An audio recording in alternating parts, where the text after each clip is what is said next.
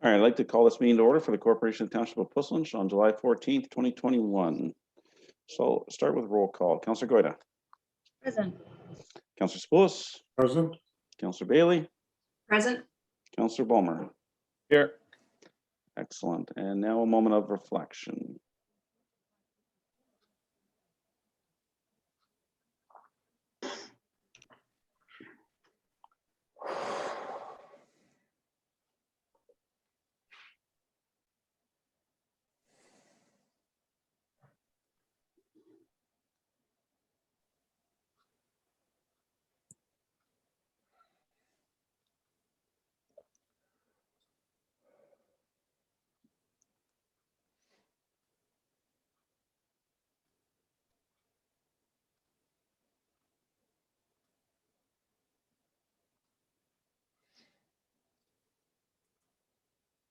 Okay, that concludes our moment of reflection. Councillor Bulmer, your mic is still open. I don't know if you're pushing to talk on purpose or maybe you had a complication when you reset your Thank reader. you. I've decided to leave it there just in case I have the complication comes back. Thank you for asking.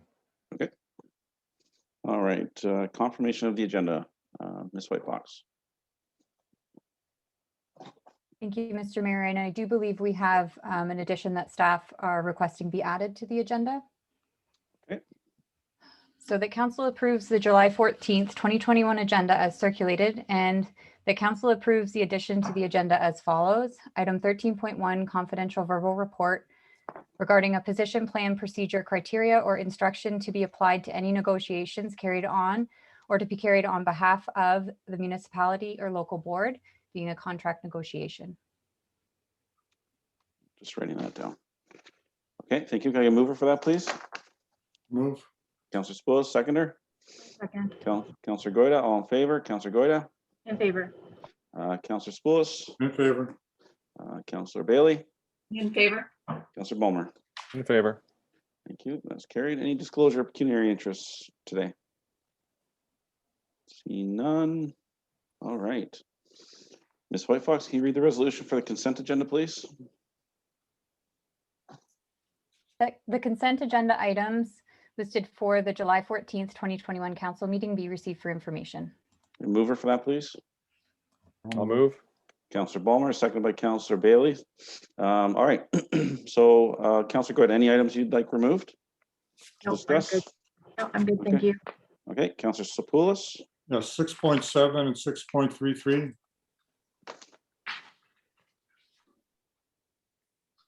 Okay, Councillor Bailey.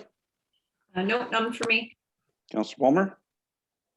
Just the one regarding the minutes, but I believe staff have addressed that. Or Okay. So pull it, maybe staff can clarify if we need to pull it or just as amended. Ms. White Fox. Yes, thank you. I believe it was that the minutes of the special meeting of June 29th just needed to reflect that it was a special meeting and not a regular meeting. And so we'll make that change before the minutes are assigned. Okay, thank you. All right, Ms. White Fox, can we pass the resolution without 6.7 and 6.33? Certainly. So that consent agenda items with the exceptions of items 6.7 and 6.33 listed for the July 14th, 2021 council meeting be received for information. All right, and we already had our mover and seconder, so all in favor. Councillor Goida. In favor. Councillor Spoulos. In favor. Councillor Bailey. Favor. Councillor Bulmer. In favor. Okay, Councillor Spoulos, your show. Okay, 6.7, City of Port Colborne resolution regarding capital gains tax on primary residence. I'd like to support Port Colborne, who in turn has pointed out that they have a lot of seniors who are probably going to rely on selling their home in the future. And in principle, I don't think it's fair to apply a capital gains tax on a primary residence. Okay, discussion. Councillor Goida. I would agree. I think that I think it would be devastating to a huge amount of people and their ability to support themselves in retirement. So I would support supporting this resolution. Okay, where are we? Councillor Bailey. I would also support it. To me, it sounds like it could actually reduce the incentive to own, which ultimately could lead to increased rental issue. And that's already a big, a big problem. So I'm also good at supporting this. Councillor Bulmer? Thank you, Mr. Chair.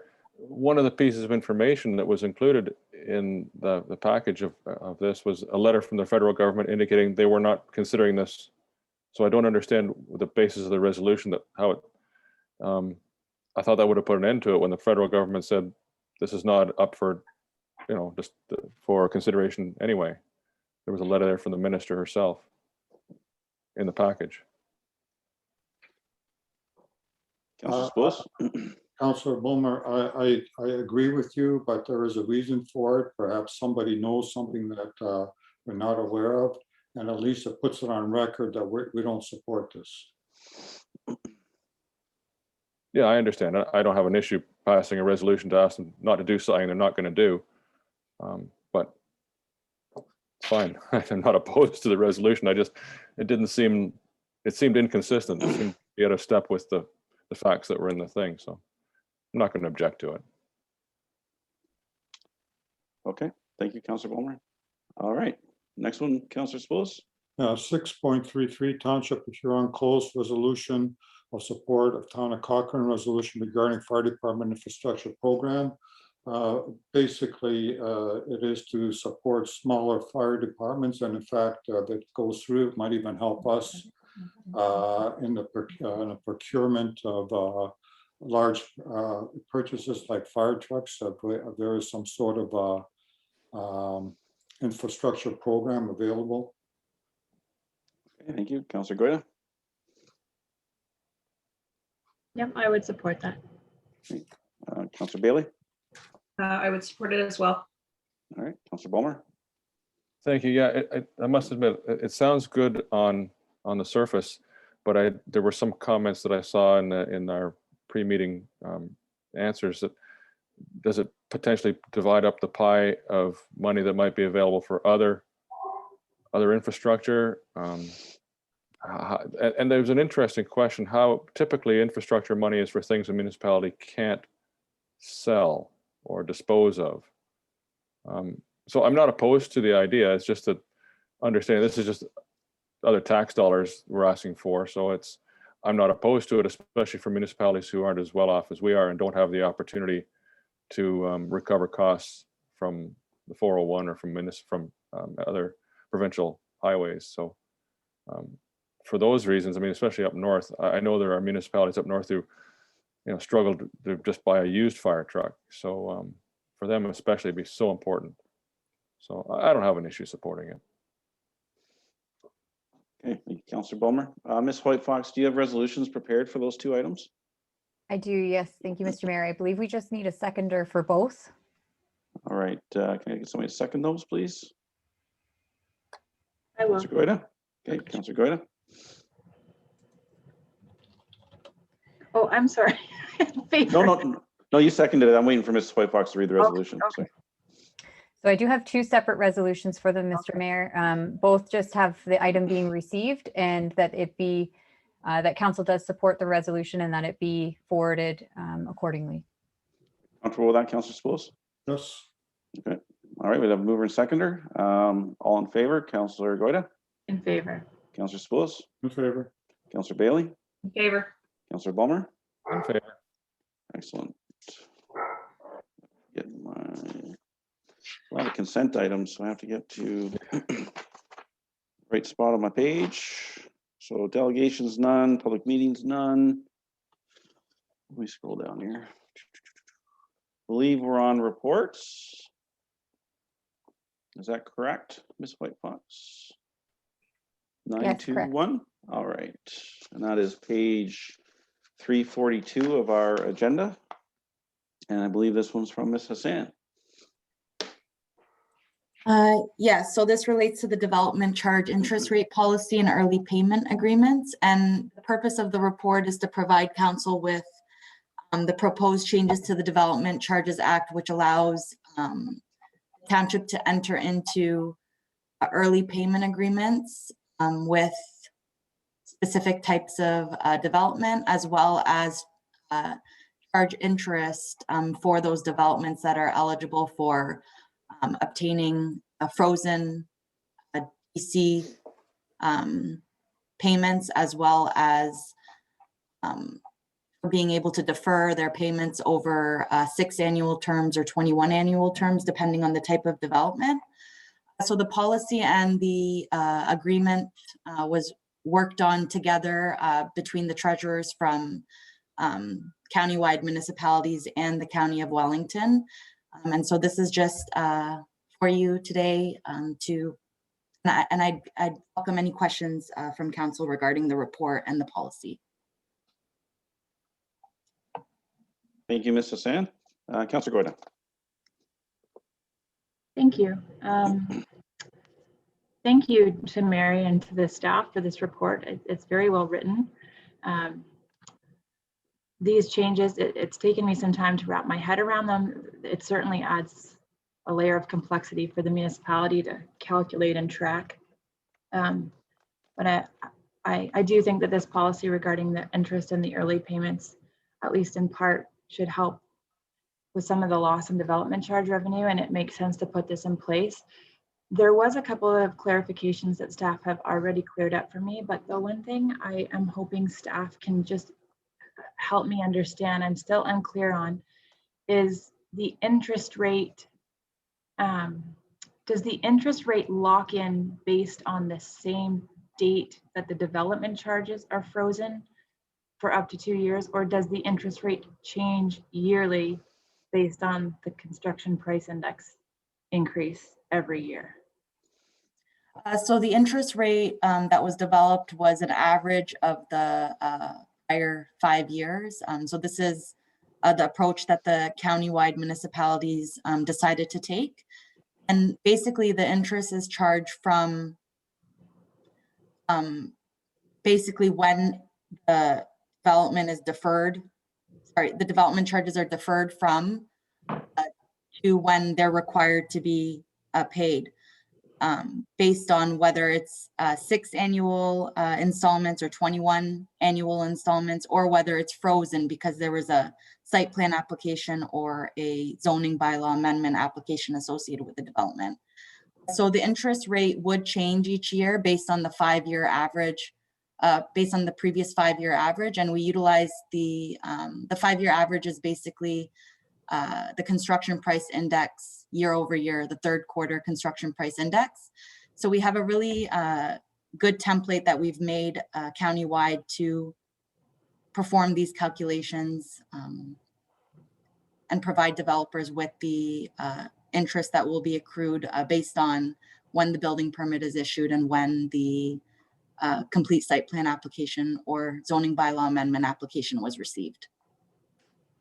Okay, so if someone were to submit an application today and those development charges would be calculated today, and that payments were going to be deferred for, let's say, the 6-year term, and the interest rate today is 3.4, would they pay that 3.4 every year for the next 6 years, or will that 3.4 change every year for the remaining 6 years?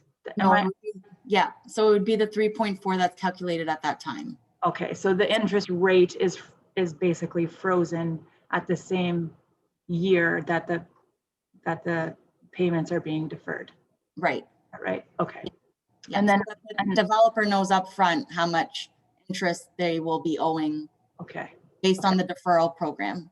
Okay. And then second to that question is when do those interest payments get made? Do they get made do they get made every year along with the development charge installment, or does it get paid sort of all up front or all at the end? Every year along with the development charge installment. Okay. Okay.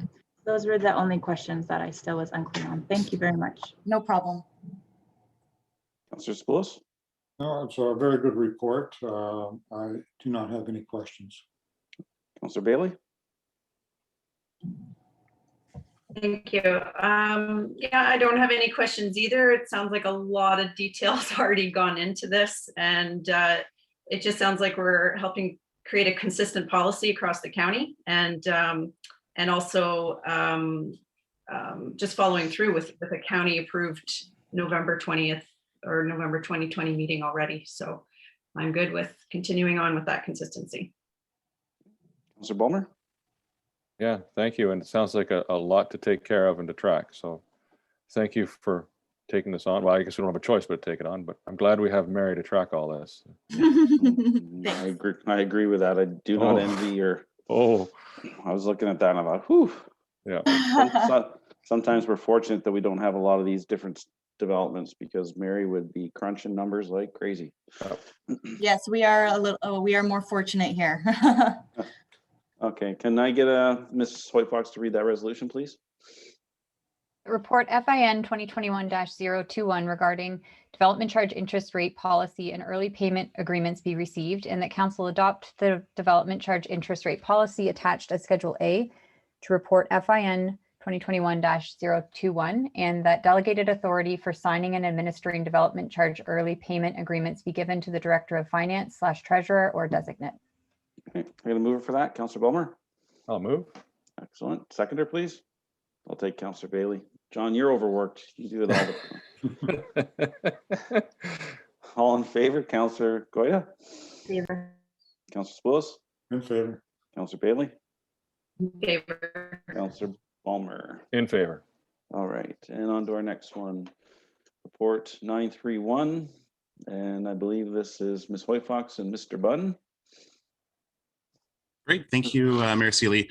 The purpose of this report is to provide council with an annual status update on the progress and measures taken to implement the township's multi-year accessibility plan between 2017 and 2021. I'm happy to answer any questions the council may have. So, Councillor Goyda? No questions. I really like it. I like how it breaks everything out into the various groups, and you can see the progression of what is taking place. So I look forward to seeing this list grow and have it updated every year. Thank you. Councillor Spillis? I echo Councillor Goyda's comments, and I have no comments or questions. Councillor Bailey? Yeah, no questions or comments. Councillor Ballmer? Thank you. And thank you, Mr. Bunn, for your report. I'm glad you've laid all this out, and I'm glad in the report it mentioned how often the township has taken advantage of the county's accessibility grant, a program which was recommended to the county by the Accessibility Advisory Committee several years ago, primarily to help address the difference between the FADM, the Facility Accessibility Design Manual, and the building code of the day, to help acknowledge that, encourage municipalities who adopted that higher accessibility standard, that there was some additional cost sometimes to providing enhanced accessibility. And it's good. Most municipalities have taken advantage of that. And I'm glad there was a lot of discussion when the built environment standard came online from the province. There was some suggestions it was time to get rid of that small accessibility grant, but it was kept. And I think it's been a good thing for our member municipalities to take advantage of. So thank you for bringing that to light. Ballmer? Yeah, great report. It was nice to see it broken down, and I echo the comments from the rest of council. Ms. Whitefox, can you read that resolution, please? That report ADM 2021-047 regarding the 2021 annual accessibility status report be received for information. And mover for that, please. Seeing, Councillor Goyda, seconder. Councillor Bailey. No, not upset. Johnny won't raise his hand. Councillor, all in favor. Councillor Goyda. Councillor Spillis. In favor. Councillor Bailey. Favor. Councillor Ballmer. In favor. Excellent. All right, the next one is the bylaw enforcement 933. Oh, wasn't No, there one nope. on? Nope, 932. My bad. 932 corporate accessibility policy. That's Mr. Bunn again. Thank you, Mayor Sealy. The purpose of this report is to recommend the enactment of a corporate accessibility policy in accordance with the Accessibility for Ontarians with the Disabilities Act and the requirements of the Integrated Accessibility Standards Regulations under the AODA. I'm happy to answer any questions council may have. Thank you. Councillor Goyda. I have no questions. It appears to be good, but perhaps I would like to hear from Councillor Balmer, who's also our representative on the Accessibility Committee, just to get his thoughts on the policy. Okay. Councillor Spillis, I have no questions, so the policy appears to be very thorough. Councillor Bailey, Yeah, I just had a clarification maybe from staff. Currently, when we do rentals, when the public does rentals with the township, is there a way to pay online? Or is, Yes, Councillor Bailey. So we do have a way to pay for rentals online. okay, that was a question of mine. Good to know for accessibility.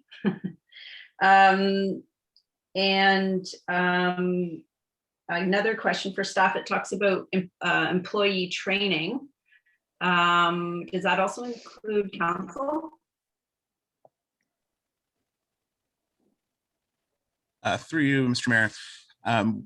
Council at the beginning of their term, as part of orientation, receive accessibility training. If you haven't received it, we can send out the link from our training provider, and you can take that training when you have a moment. It is the goal of the Ministry of Seniors and Accessibility that members of council are trained as well. So if you haven't received it, we can arrange that training. Absolutely. So it's just a one-time, once per term. That's right. Yes. Okay, thank you. Councillor Balmer, Thank you, Mr. Chair, and thank you again, Mr. Bunn, for a great report. Just one question or perhaps request. With the prevalence of maybe bogus, fake, I don't know which is the proper word to use, but there are a variety of places where a person can get certification of their pet as a service animal that may or may not actually be a service animal. But the policy speaks to sort of a harness or a vest as a visible indicator that something is a service animal. Is it possible we might be able to just clarify that typically an animal that is either signed up and being trained with an organization or has been trained, there'll be something from an accredited organization to indicate that it's a service animal, not just someone's made their own vest or knitted on something that says it's something. Is that possible, just to put a clarification in the policy?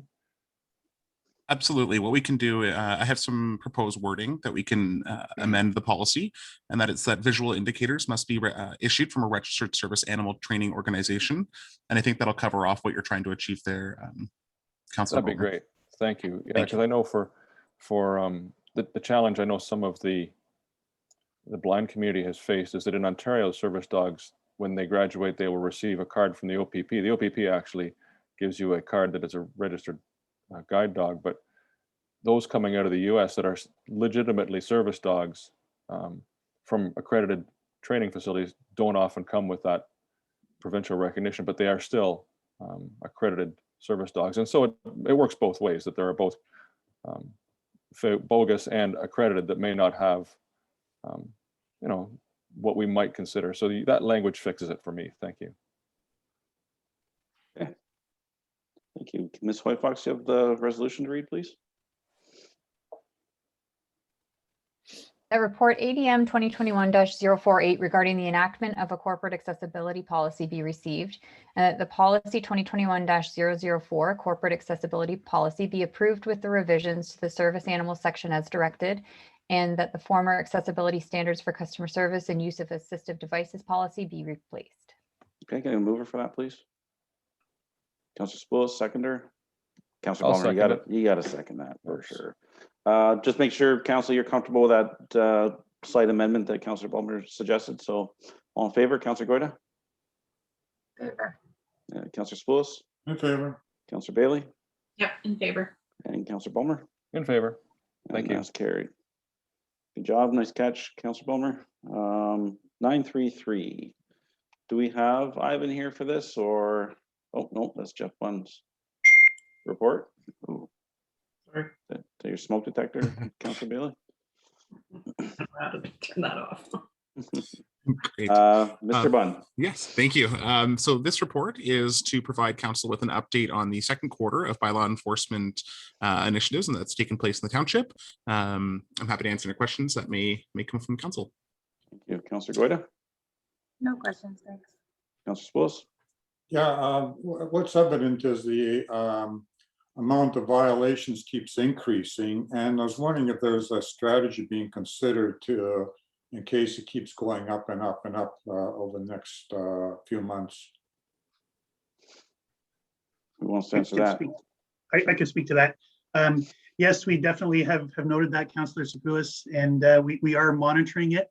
As you can see in the last few reports like this that have been presented to you, the overall number of outstanding matters has decreased, so that's helping the situation. But we are still ending up with a lot of inspections that are being required because of ongoing complaints. So as of right now, I think we can still get by, but this is something that we're closely watching because you want to make sure that we can maintain the necessary service levels. And if this does appear to be a new normal, I can maybe describe it as that, then we'll definitely be bringing something forward to council for their consideration. But as of right now, I think, I mean, in reviewing it with staff, I think that it's manageable, but we are closely monitoring it. Great, thank you very much. Councillor Bailey. Thank you. Yeah, maybe continuing on with that, instead of looking at ways to be putting the fires out, maybe part of the monitoring should also be where we'll be able to do some preventative measures and things like that. Will that also be considered? Could you maybe explain what you mean by preventative? I'm not sure how we can. Yeah, well, prevent just people, if, other than just education of bylaws, but you can't really stop someone ahead of time. no, but if we're just seeing it's the similar complaint for a certain issue, then maybe we need to look at why is that issue happening and come up with some, new policy or new bylaw or something to help ease that before it becomes a complaint process. Yeah, for sure. We monitor those things as well as part of our ongoing review of our policies and bylaws. And if there is a repeat thing that keeps showing up and is an issue, then that's something we definitely want to address. And that's something we will be bringing forward to council as part of the regular updates and recommendations. Great, thanks. Councillor Balmer. Thank you. Yes, I think Councillor Bailey may have touched on something here that, especially when a lot of landowners might not know how for example, the fill bylaw might apply to their property, and they're not building anything. They just want to, move some dirt around, and all of a sudden it triggers a complaint. Whereas had they have known up front, it may have led to an application for a minor thing and then avoided a complaint. So I think that's I get a better sense now of what she's talking about in terms of, proactive and preventative. And that could be a notice that goes out in all the tax bills. Oh, by the way, did you know, da, da, da, da, da. So, yeah, thank you for bringing that idea forward. Thanks, Councillor Bowman. It reminds me of the flyers you see for your recycling bin and your garbage and your sorting. They send it out and it says this goes in this bin, this goes in that bin. If we're seeing, we'll use Councillor Balmer's example of fill. If we're seeing people bring in fill, well, we could have a quick little flyer that, does this item require, a permit? And yes, no, yes, whatever. Anyways, Yeah. It'd be good education for the public, because then, if they get a permit and they push the fill around and we get a complaint and it doesn't suck up our resources at bylaw having inspections, it's just, well, they have their permit, so they're in compliance. So we'll leave that with staff to maybe look at. But I want to give some credit to this council. We really struggled with maintaining a bylaw officer, and we had, I forget now, what do we have, 8 hours a week or 4 hours a week when we first started this term of bylaw enforcement, and it was a challenge, and we had no clue that COVID was coming and the bylaws were going to shoot to the moon. But we also identified that we needed more, like a service level increase, and we ended up going on essentially half an employee with Welfare Hermosa. And look at here, it's getting to the point where that almost isn't quite enough. We would have been in quite a pickle if we didn't address that situation early in the term. So I think that's a good pat on the back for all of us. Ms. Hoyfox, can you read that resolution, please? Report ADM 2021-049 regarding the second quarter bylaw enforcement update be received for information. And mover, please. Councillor Spillis. I'll move. Can I get a seconder? Councillor Bailey, all in favor. Councillor Goida. Sure. Councillor Spillis. In favor. Councillor Bailey. Didn't hear you, Councillor Bailey. Sorry, in favor. Councillor Bowman, In favor. and that's carried. Next one, Guelph Junction Railway. Mr. Schwendinger. All right. So basically, this is just another update report for council. You recall at the May meeting, I believe it was, you posed a number of questions. Those were forwarded to Guelph, and the responses that they provided are attached in the letter that they provided to you. So a lot of it is still work ongoing. There's definitely, they're addressing some of the concerns. This isn't something that can be resolved overnight, as you can see, but there has been some progress. The one that they did ask for some feedback from council on, and I said I'd be reviewing that with you, is they have offered to host an open house. It would be an online forum similar to what we're doing here. And to explain the operation, explain the location, and try and answer questions from the public or from council as well. Just have an open discussion. And they're just looking at timing when you would like to go ahead with that. They're keen on doing it as well. So they were suggesting some of the time frame that we looked at was maybe mid to closer end of August. That's one of the options that they threw out. They said I would check that with you. I don't have specific dates, but just a time range that we're looking at. Or that way it's done sooner. That way, and also what they're hoping to do is have the results of the sound monitoring available for that. So they figure on having that available by mid-August so that they can share that information. So we could host this or participate in this, schedule it for mid-August. Although that might be viewed as vacation time as well, or would you prefer to wait till September sometime? That's kind of what they asked if I could get a sense from council on, is you want it to be done as soon as possible in August, or maybe wait till September. So I'm just kind of looking for some feedback from council on that, or I can answer any other questions on the report. Thanks, Mr. Schwendinger. My personal preference would be very early September. AMO's at the end of August. I have family commitments camping through August already. So, and with other meetings, it's pretty full for August for me already, but we'll see what council's appetite is. Councillor Goida. Sorry. Yeah, so a couple of things, I guess, in terms of this report or these questions that have been answered. First, I just want to say thanks to our CAO for his continued work and time that's been invested into this issue. I do think that there has been a tremendous amount of value that has been happening because of this dialogue that's now taking place between the township and the city. And I think there's a good working relationship developing, and I think that's a key. I think that's a key to ultimately getting these concerns resolved. I am definitely supportive of this public information session, and I think that it will do a lot of good. I'm kind of indifferent. I would like to see it get done sooner than later, but I recognize that many people will be taking holidays throughout August, and perhaps even many of the people who have concerns might be on holidays in August.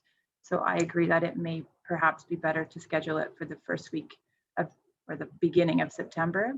But I think that regardless of when it is, it's imperative that that noise study be completed prior to the meeting. So, and not just the noise study, but perhaps also some suggested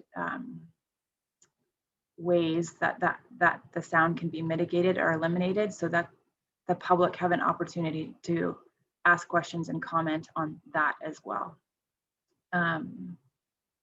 The other thing is just, I think that this report indicates that the railway ties are being cleaned up, And I can say that for sure, that is happening. It's happening right now as we speak. They're out there cleaning up those railway ties.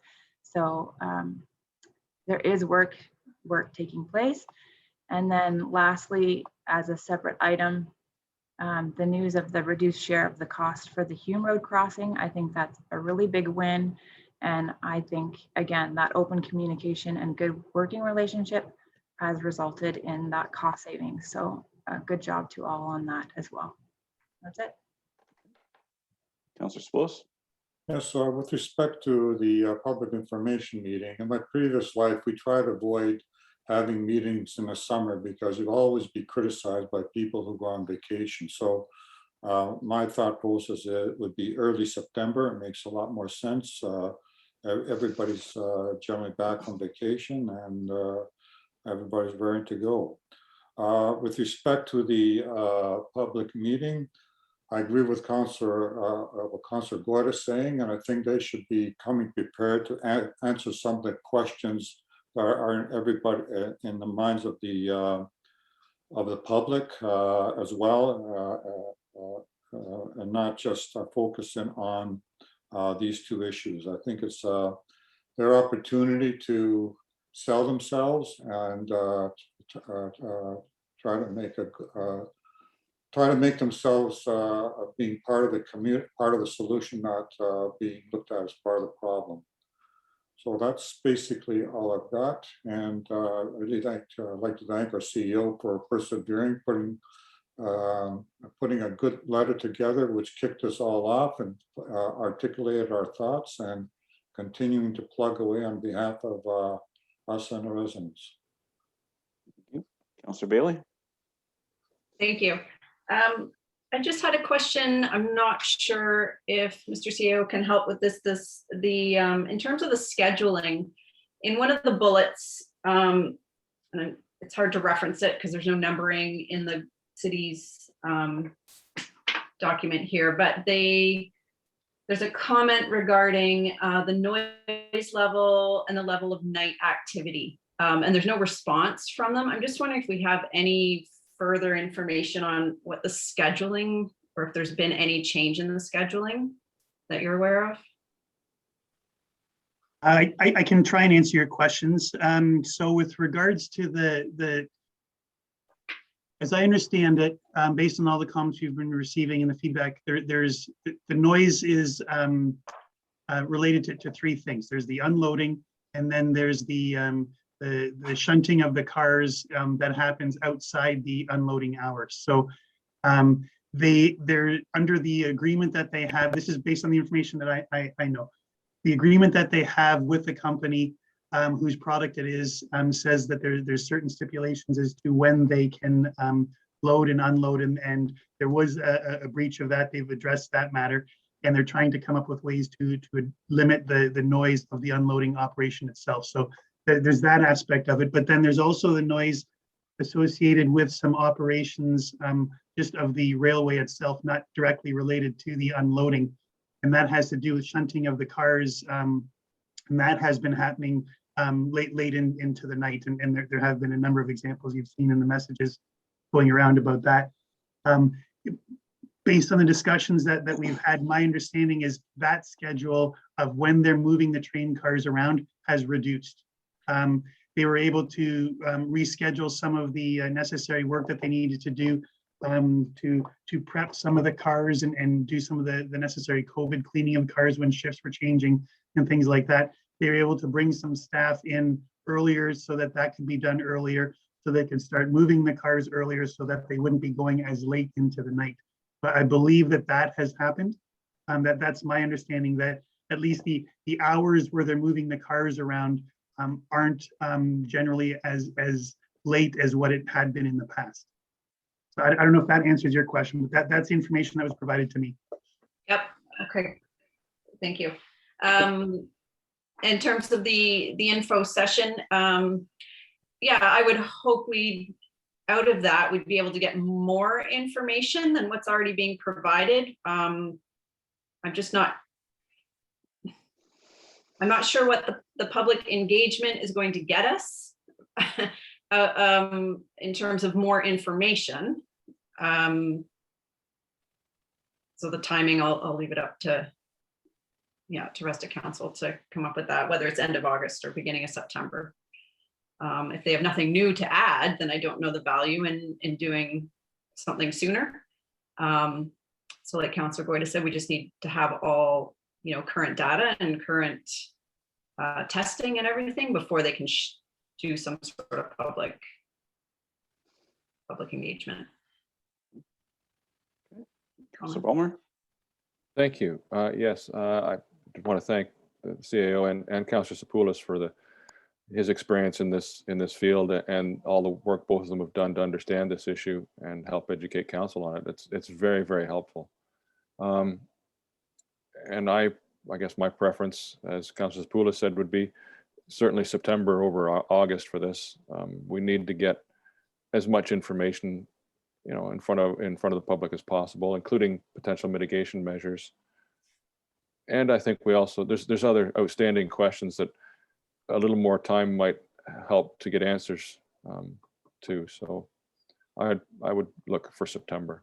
And also kudos for maintaining a good, open and working relationship with the city on this to the CAO. So there you go.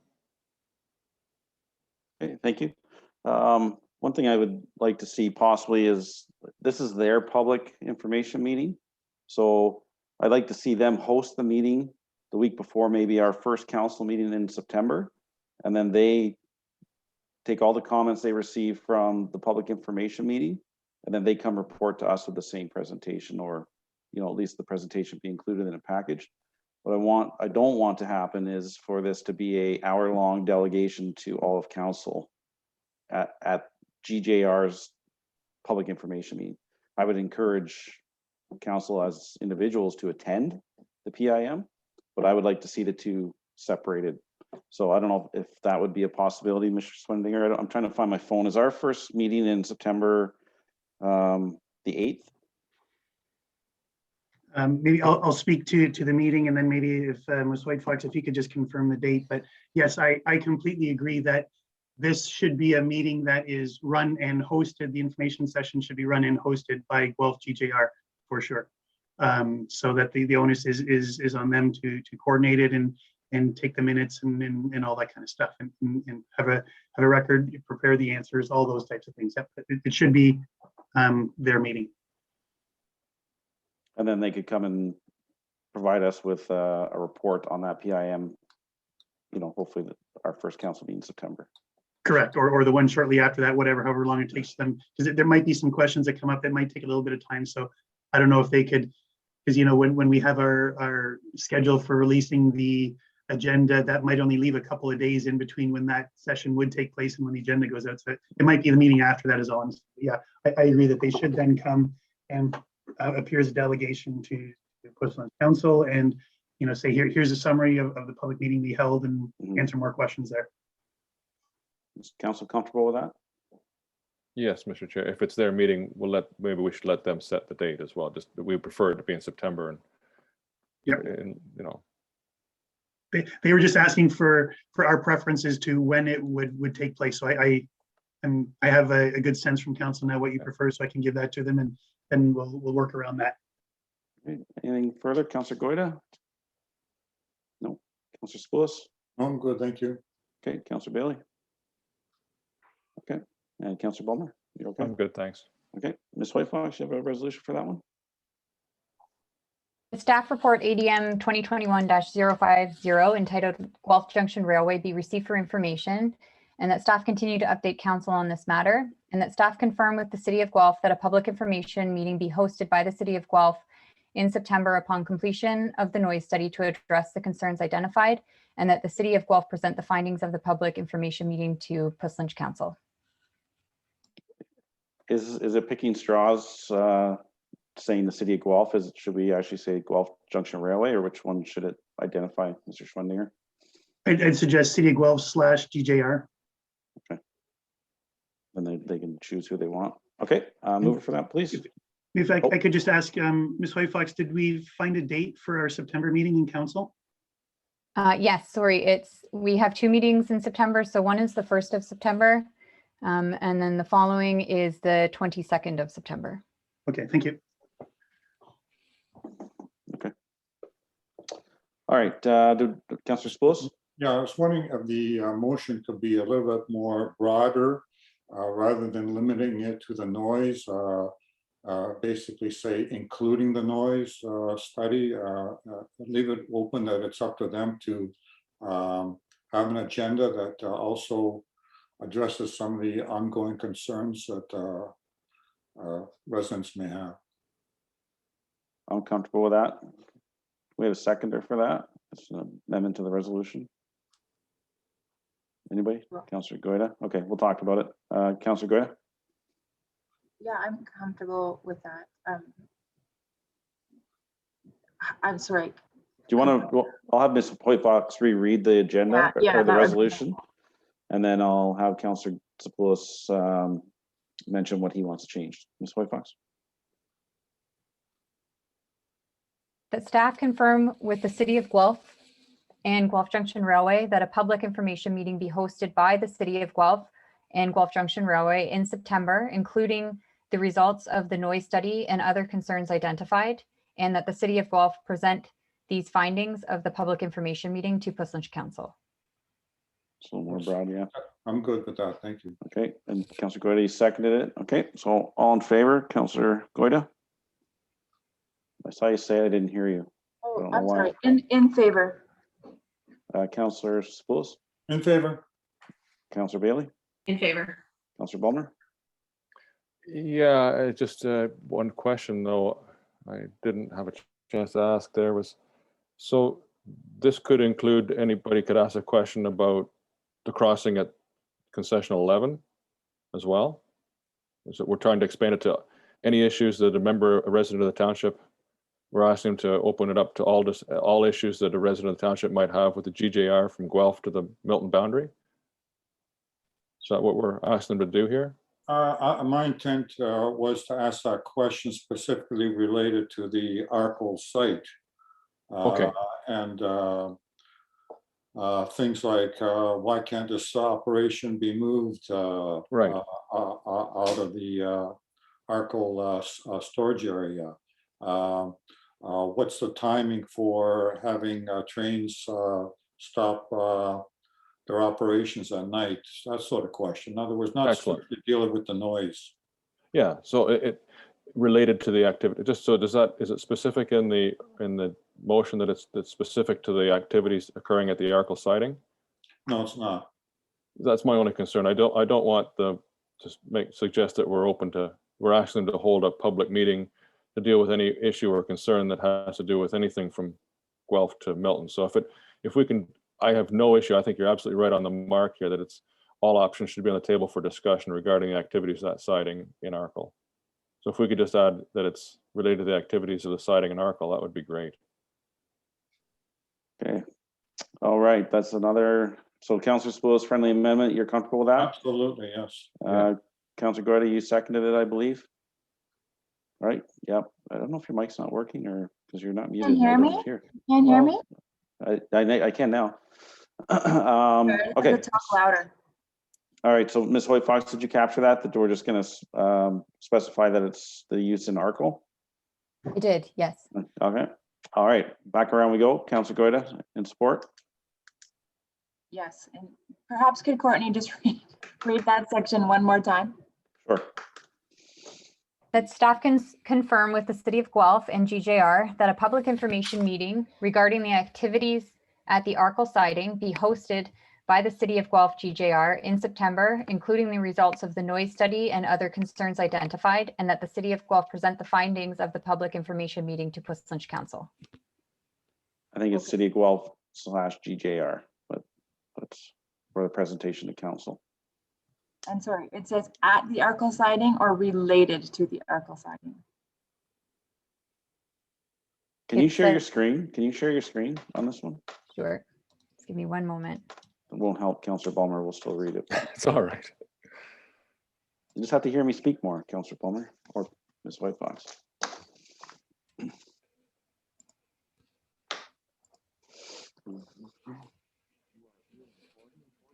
you see my screen all right? Yep. Yep.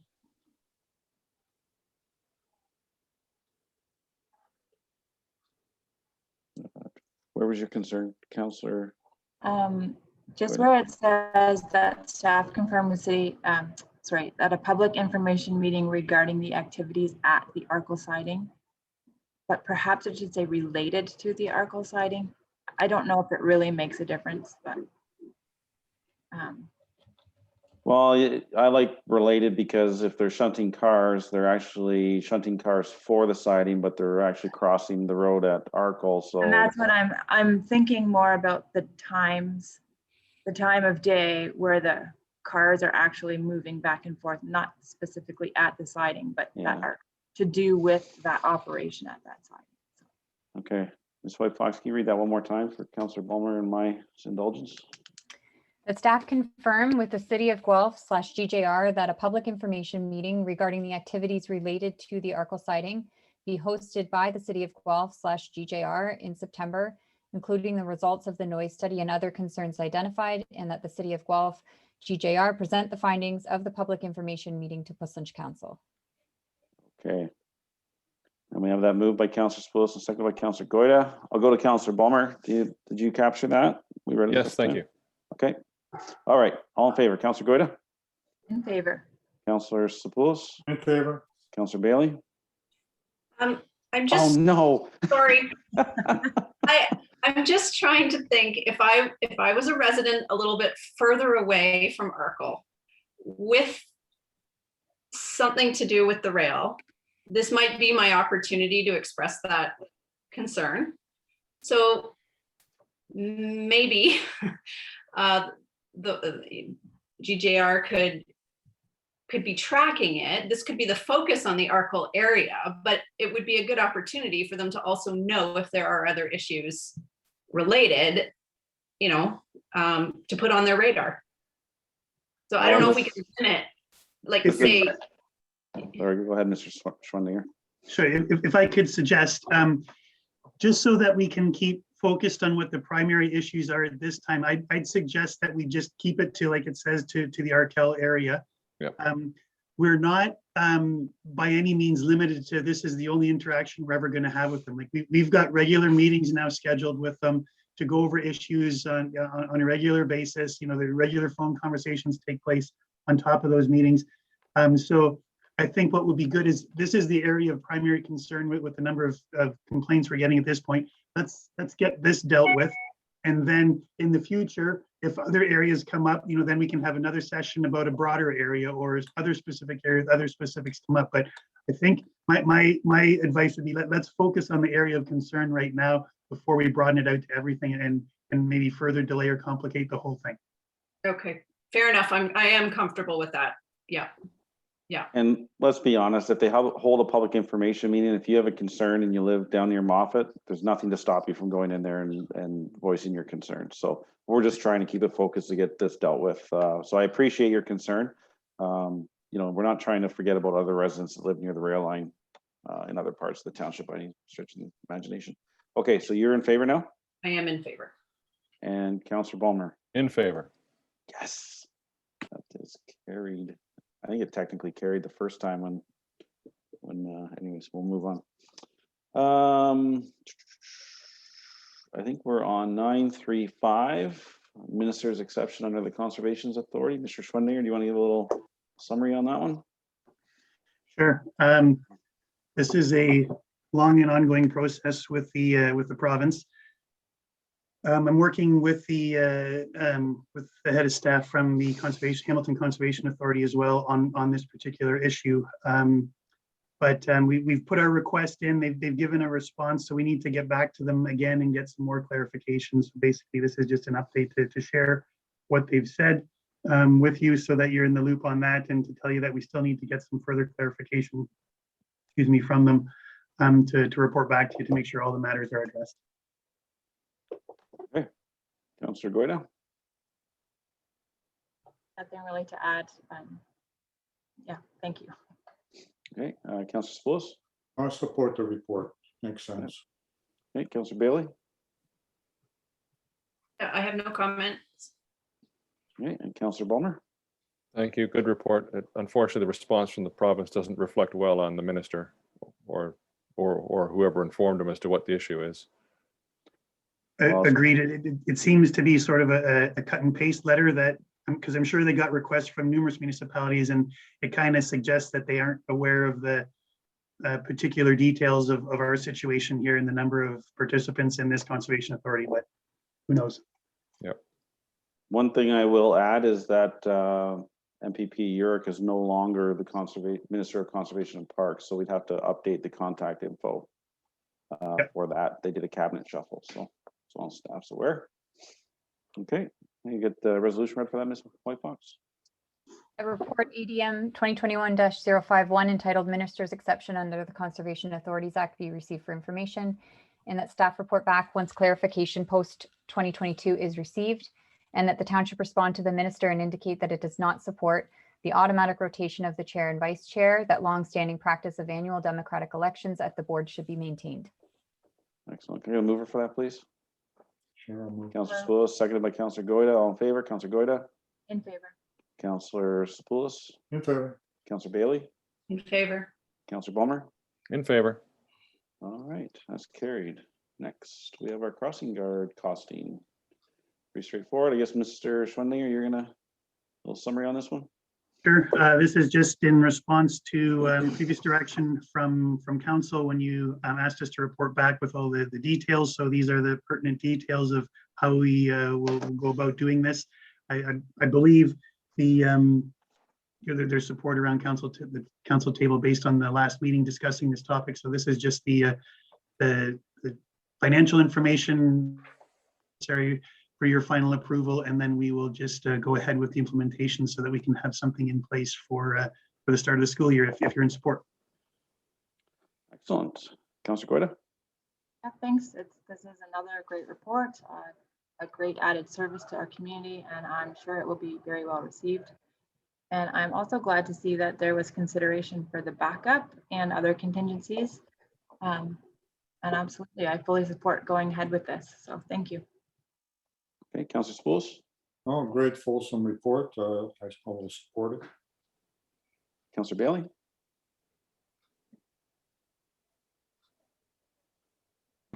Sorry. No, this is excellent news. Yeah, and I look forward to seeing how it plays out and who will be standing there. I was thinking maybe you would. You're there every day anyways. Got enough to do. Councillor Bulmer? Thank you. Good report. In favor of moving ahead. Ms. White Fox, resolution, please. That report ADM 2021-052 entitled Crossing Guard Added Level of Service be received for information, and that staff be directed to implement this added level of service for the start of the school year in September 2021 with one crossing guard and one backup for the Brock Road crossing. All right, we move it for that, please. Sure, I'll move it. Councillor Spoulos, seconded by Councillor Bailey. All in favor? Councillor Goida? In favor. Councillor Spoulos, In favor. Councillor Bailey, In favor. Councillor Bulmer, In favor. and that's carried. All right, application for the Line Fences Act. Who's this one? Ms. White Fox. Want to give a little summary on this, please? Thank you, Mr. Mayor. This is a report that's being brought forward for council's consideration, and it's on the application or the non-application of the Line Fences Act. And staff are just looking for some direction from council, and I'd be happy to answer any questions. Okay. Councillor Goida. Thank you. Can you still hear me okay? Yep. Okay. All right. This one was a bit of a tricky one for me because up until this report, I had no idea what a fence viewer even was. Yeah, So, me too. in any case, I guess, you know, I realize that there have been no applications made in the last several years, but if someone were to file an application today, there would be a fee of, I understand it's $311 to do this. So I'm just wondering, and I apologize to staff for asking this sort of unannounced, but if an application was filed and the fence viewers would have to go out, is there any idea what the cost would be to pay those fence sitters and render a decision?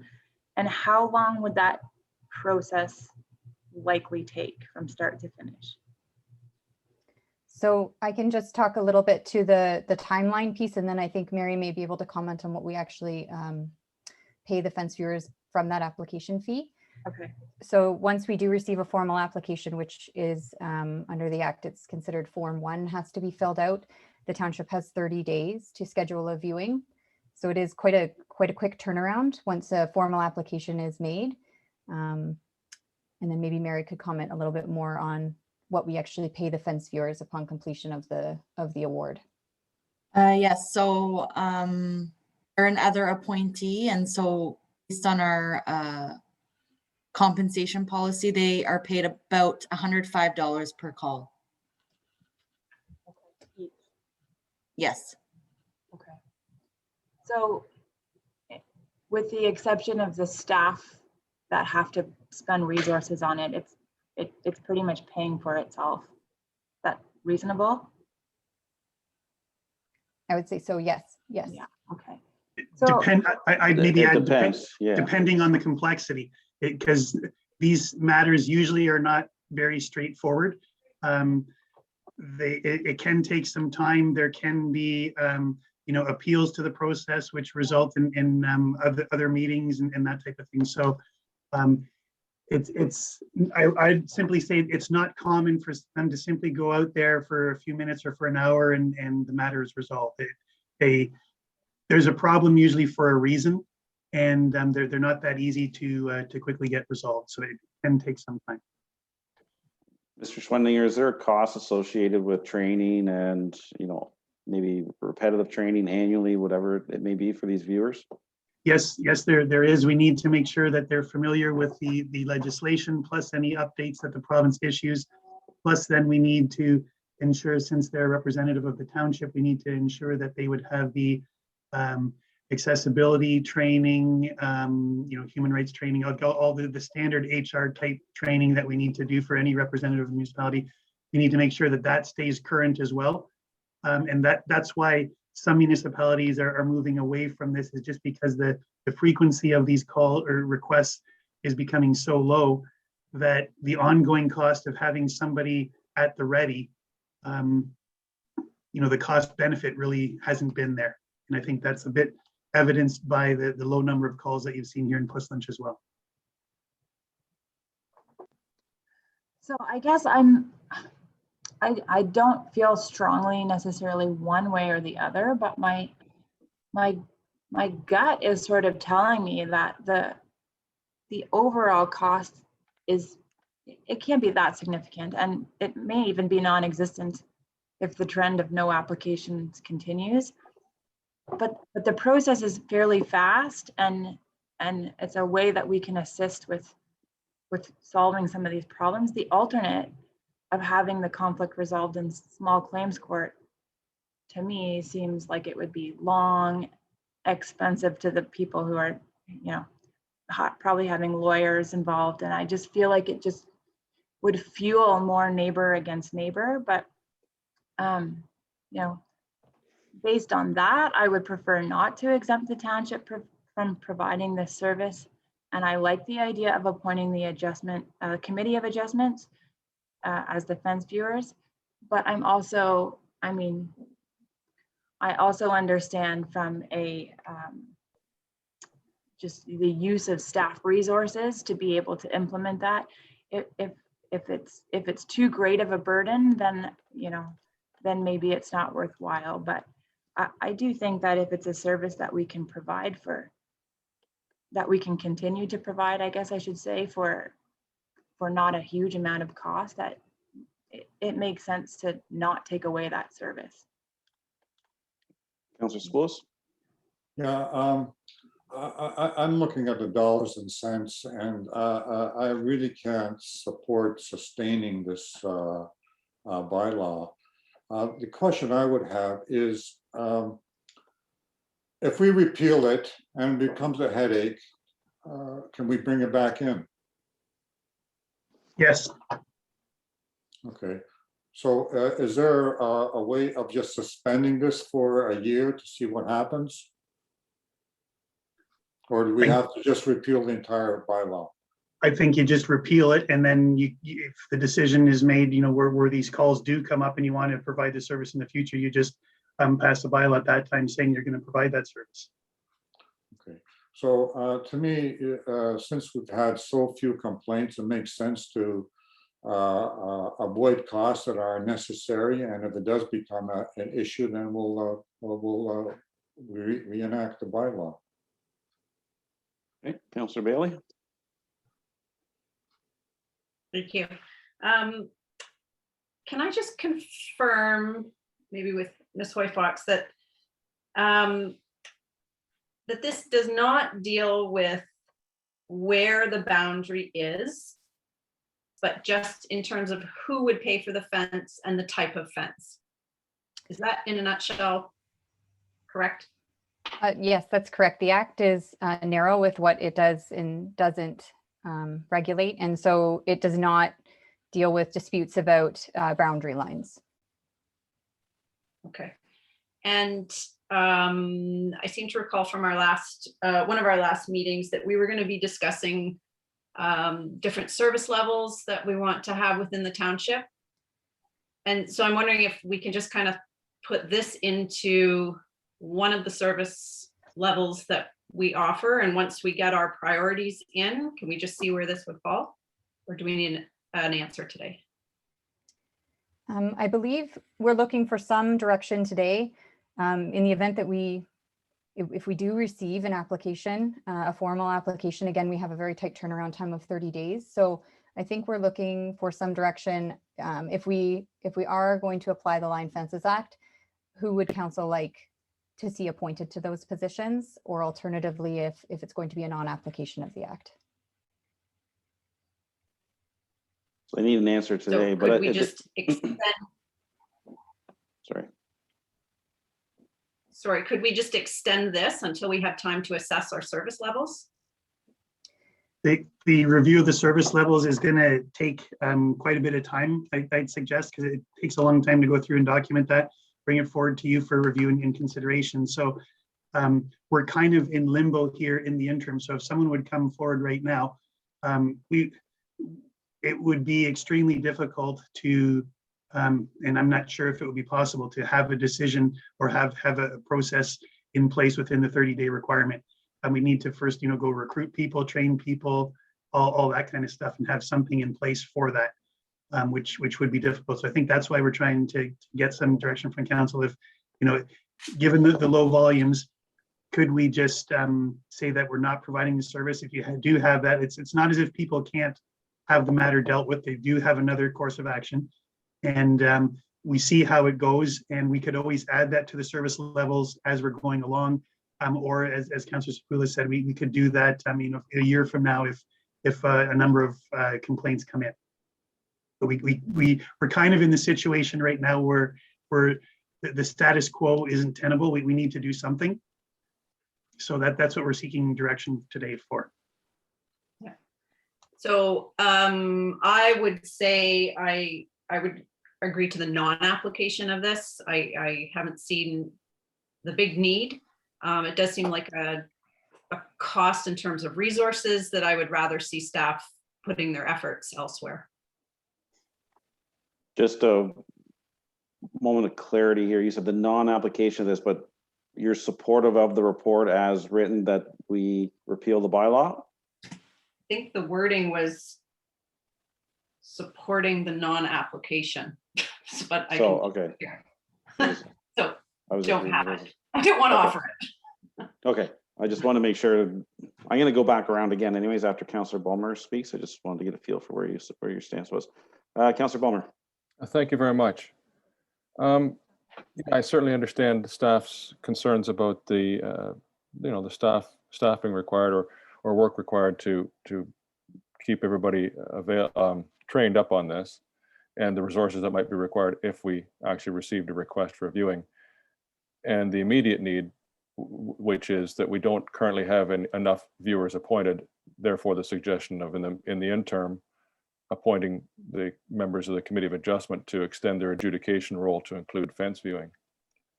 But my concern is that if we look at the Line Fences Act, it actually only applies to those situations where no formal agreement exists between the landowners. So what we're proposing to do is to eliminate a process to adjudicate situations where no formal agreement exists. And we're proposing to do that immediately. And I would believe that if we're going to take away that adjudication process, the public should have a significant amount of time to get those agreements in place, because it's those agreements that a court would rely upon to make a decision on the matter in the future. And so I just think there should be some sort of public notice before we take away that adjudication piece. In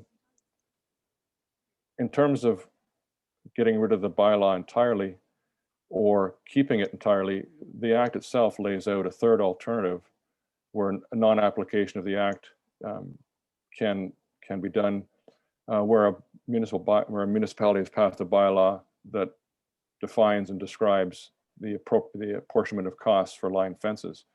But that's not what we're proposing here. We're proposing to do away with it altogether, as opposed to indicating how line fence costs will be assigned under our own bylaw.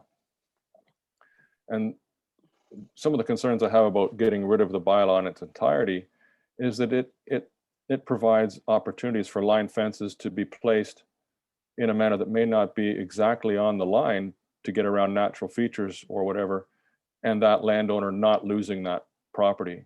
And I'm concerned that if we don't have the Line Fences Act in place, line fences that go around obstacles create an opportunity where the abutting property obtains access or ownership of that piece, because that's something that happens quite a bit in an area like Buslinch, where there's things that we often have to go around that we can't put the fence right on the line. And before we take that away from the public, I'd like to make sure that we understand exactly the implications of that.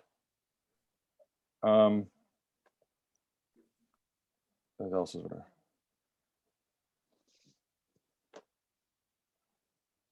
Let's see. So we've got the agreements.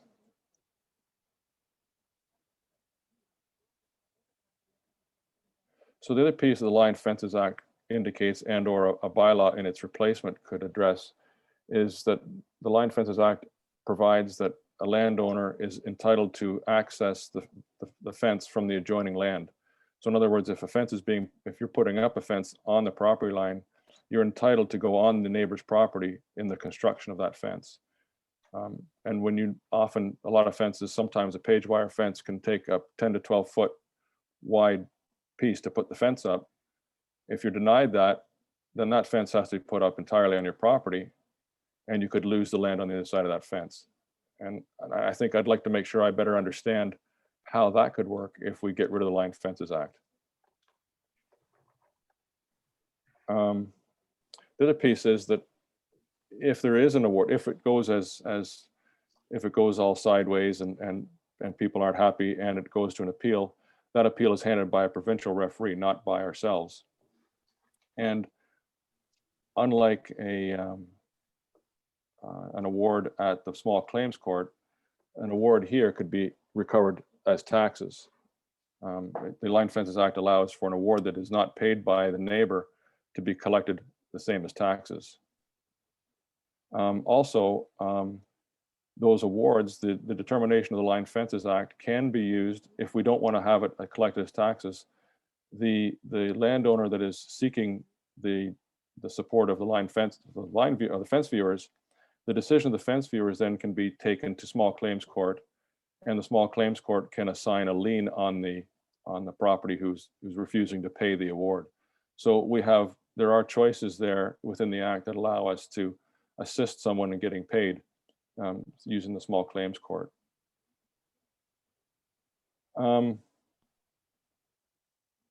So I guess overall, I don't disagree with looking at this, and I certainly understand the need to put something in place immediately because we currently don't have anybody to deal with this.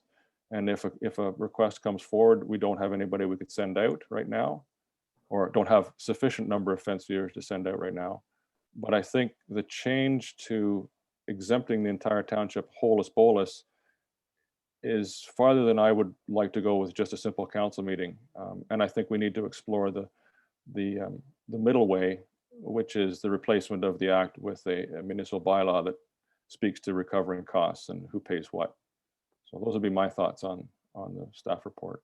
But I would support, absolutely would support using the Committee of Adjustment as expanding their adjudication role to include fence viewing. So, thank you.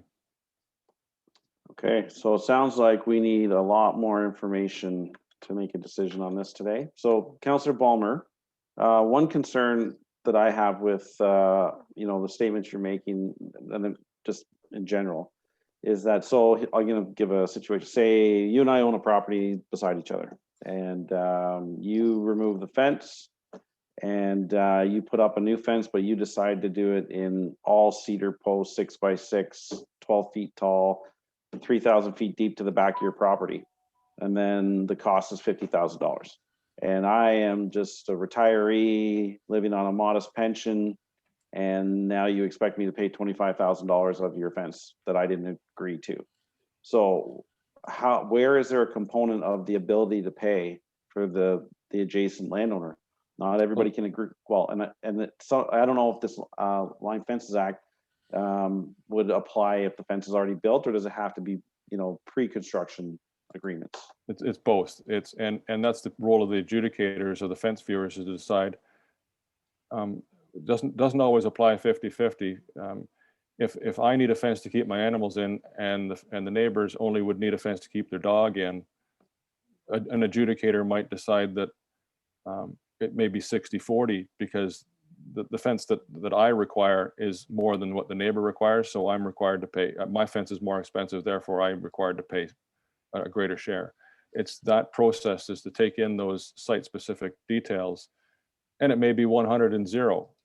But an alternative, I went through a process here where a piece of fence that was placed in the property line to go around an obstacle, I almost lost that piece of the property to the neighbor because it was a piece of temporary fence that was placed up, but we could point to the Line Fences Act and say, no, this is for a specific reason, and we were able to retain that, whereas the neighbor was trying to take that. So Yeah.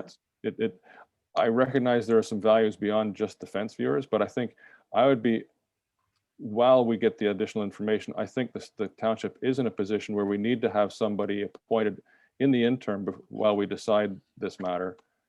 And the staff's recommendation to appoint the Committee of Adjustment in the interim, I would fully support.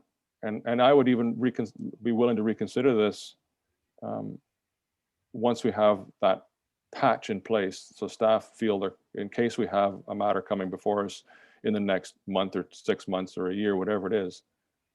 But I would just like to make sure I'd like to explore the other option, which is built into the act, of having a bylaw in place that helps, so that the residents actually have something they can take to small claims if they do have a dispute.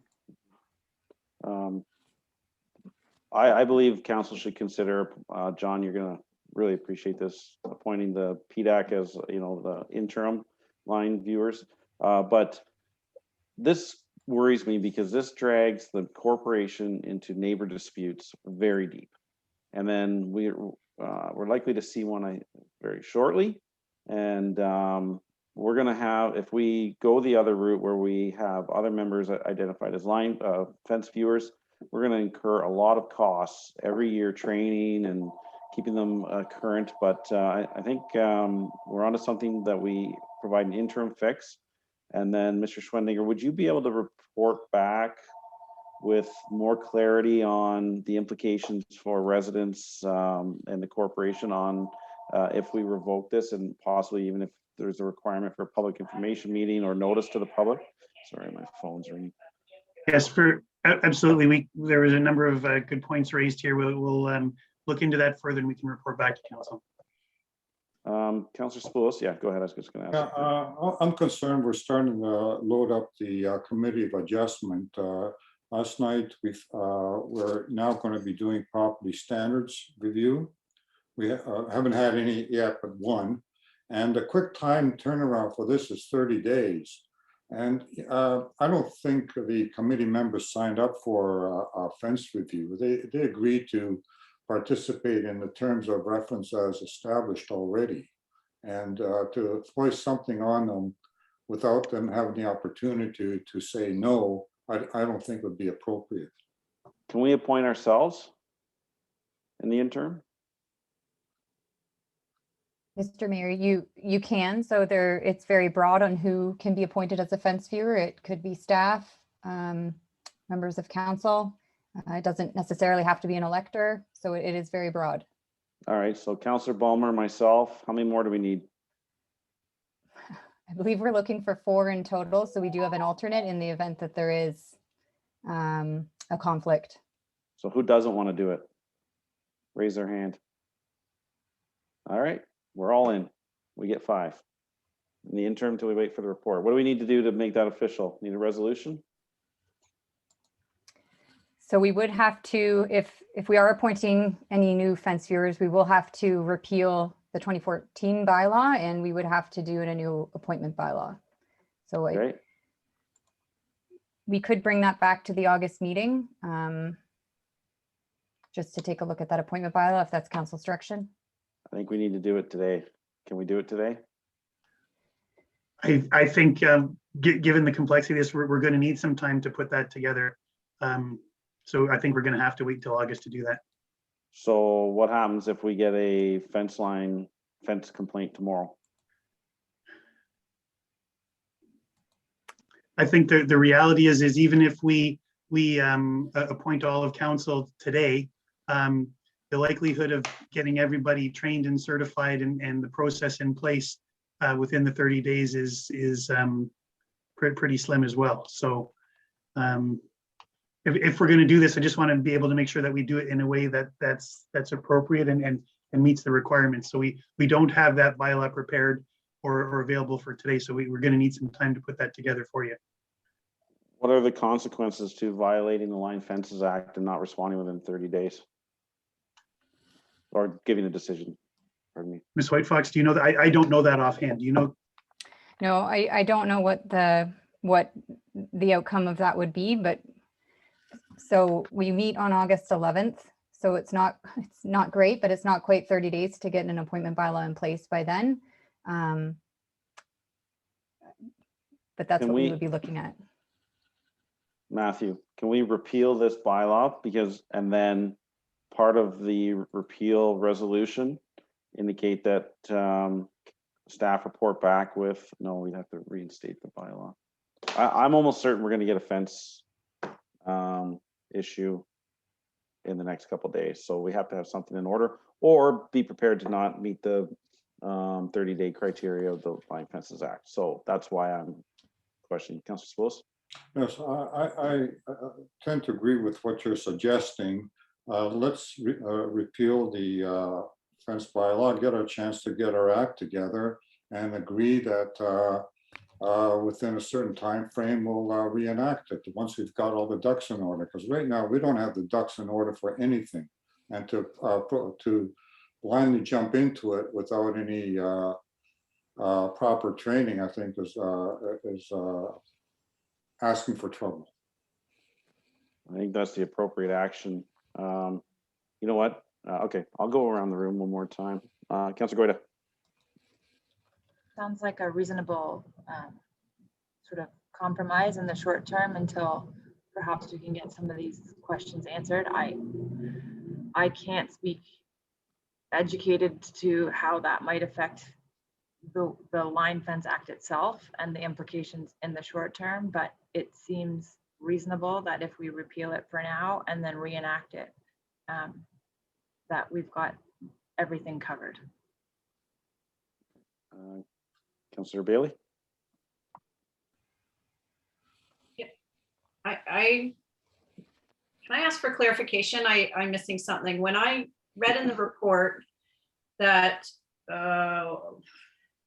Township last appointed 3 fence viewers in 2014, I took that to mean that they were still currently the fence viewers.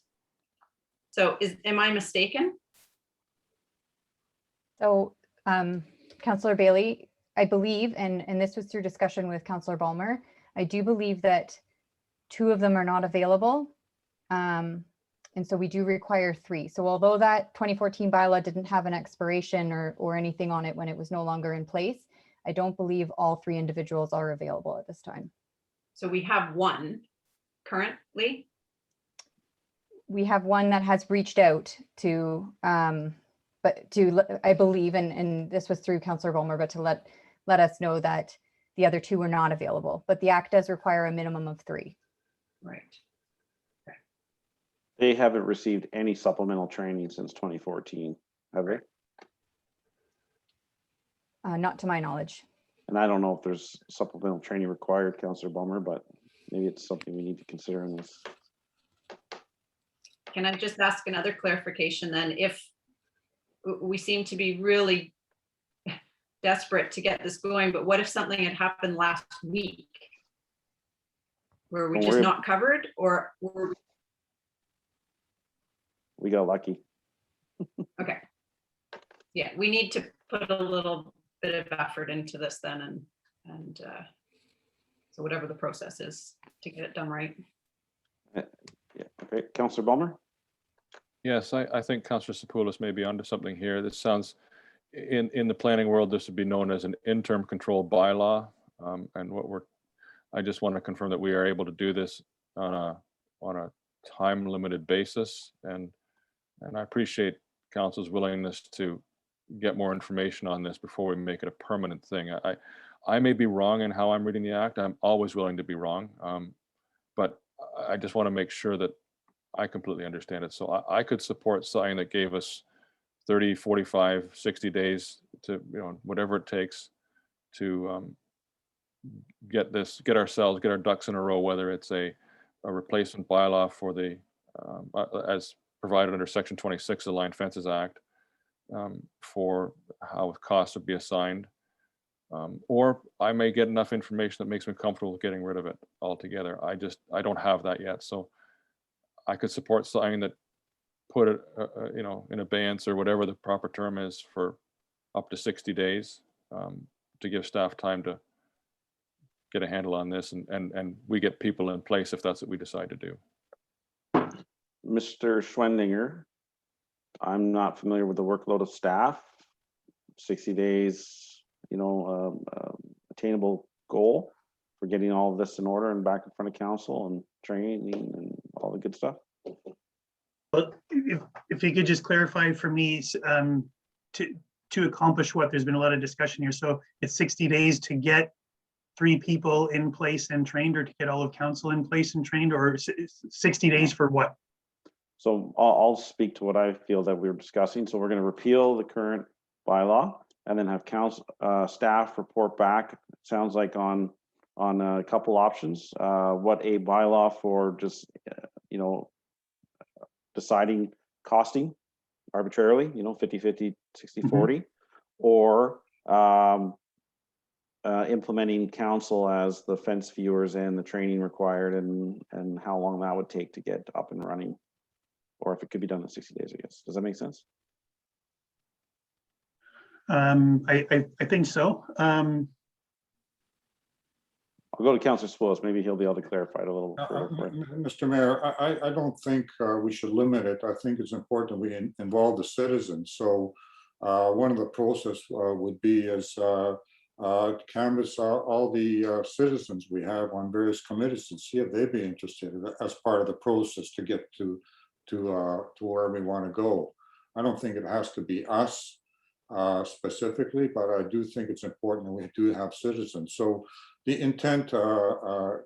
CAO, is to repeal the bylaw, give you an appropriate time to flush out what we have to do to reinstate the bylaw, or as Councillor Bulmer and the mayor suggested, is some sort of a compromise bylaw, which apparently the Live Fences Act allows. Okay, yes. There's definitely some unknowns there. We'd have to take a look at that, but I'd suggest, yeah, we would need somewhere in the range of 60 days to be able to research this, come up, with suitable options and things like that. So we report within a maximum of 60 days back to council. Okay, Mr. Mayor, I'd like to suggest the last meeting in September. Okay, I personally wasn't really in favor of putting a hard date on it. I'm comfortable with just leaving it with staff, but Councillor Bulmer wanted the hard date. You know, I have confidence that the CAO knows that this is important and that it will be in front of us in a timely manner. But if it's council's decision to put 60 days on it, then we can put 60 days on it. You know, things are changing. It's a crazy world. Might get pushed back a little bit. But anyways, Councillor Goyda, what are your some comments on what you've just recently heard? In terms of the time frame, I don't know what the workload is. I guess the only thing I would say is if what has sparked this whole discussion is that there's a tentative application on the verge of being made, then perhaps we should put a date to it so that we can communicate that with whichever the person is that's having an issue. But otherwise, I agree with what has been said. Councillor Bailey? Yeah, no, I leave it up to staff to do what they can do. So if it's repealed, if bylaws repealed, does just as this is a question I have then for clarification, the public could then settle something in a small claims court situation? Is that correct? Is that their option? Yes, Councillor Bailey, that's correct. Okay. So Well, they're if not. that's my concern is it's not Hold clear. on, Councillor Bulmer. Hold on, Councillor Bulmer. Let her finish, please. I just mean they're not high and dry. There is a way there is an avenue to go down before the township gets ducks in a row. Well, and I wonder if they could also just wait till we reinstate the bylaw. So they could just have to wait a couple months or 3 months till we get it instated. Councillor Bulmer, you had a comment? Yeah, sorry, I'm no expert on small claims court, but typically they adjudicate matters of where there's already an invoice, a contract, an agreement, or there's been damage done by one party to another. I'm not sure they're in place to help establish cost-sharing arrangements between parties that don't already have a contractual arrangement. So that's my only concern about the suggestion that small claims court exists as an avenue for landowners that don't already have an agreement. For the two specific situations that exist in the Line Fences Act where a fence does not exist and they're trying to work out who pays what. I'm not sure if the Line Fences Act doesn't apply here, what authority the small claims court has to decide who pays what portion of what for something that doesn't exist yet. So, Right. We really need to hash this out because I know Exactly. in the urban centers, they don't make neighbors pay. It's customary. And I'm really struggling with forcing people to pay for a fence because I don't know their ability to pay. However, we need to get more information. The question I would have, and I don't believe any of us are a lawyer, but if we repeal, would that exclude anyone that has a line fences issue from getting it dealt with when we enact the bylaw? So would people be grandfathered to the new bylaw if they'd had a concern, or if we repeal it today, then they're at their own mercy? My suggestion would be along the lines of what you said before, Mr. Mayor, that this is an interim process so that we can get clarified how council wants to do this going into the future. So if people could just hold on for 2 months or 3 months or whatever it's going to be, if they're going to file a complaint, or if they do file a complaint and then we tell them this, maybe they withdraw their complaint until there's something in place. We could do that. But I don't know. I'm not a lawyer either. I can't comment on the technicalities of being grandfathered or not or whatever. I can't answer that. Well, maybe we can write that into the bylaw. I'm comfortable with repealing the bylaw. If we have any complaints come in, we just advise them that we're going to be dealing with the issue in the next quarter. And then, we'll have something in place that will, it'll either help them or it'll stay repealed.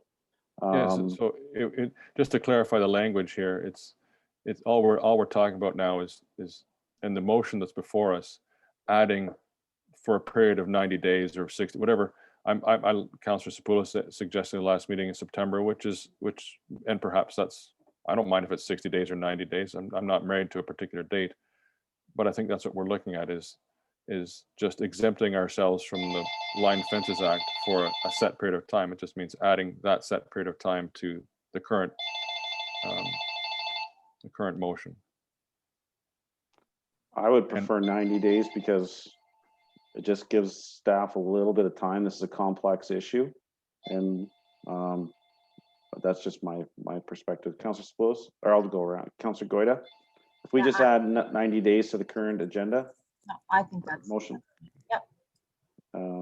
Councillor Sepoulos, Yeah, I'm okay with the 90 days. I'm more like you, leave it more open-ended to the staff, knowing that we want it done at their earliest convenience. And 90 days is fine with me. 120 is fine with me, but I understand there might be some concern on delaying it that long. okay. Councillor Bailey, Yeah, I think putting a longer time on it's fine. I mean, staff can always come back sooner. Mhm. But it's hard to say short and then go long. So Councillor Bulmer, just for Yes, orders. thank you. And then the other piece would be, and then that staff report back on to address the concerns raised. So that we have a good clarity as we move ahead, so our residents know we've thought of their concerns as well. That's all. Ms. White Fox, can you share your screen once you have a resolution? Certainly, I'm looking for just one bit of clarification just on the public engagement piece. So I wasn't sure if that was a requirement that council wanted to see this go to a public information meeting, and if so. No, not at this no? time. Not at this Okay. time. Okay. I'll share my screen just for a moment.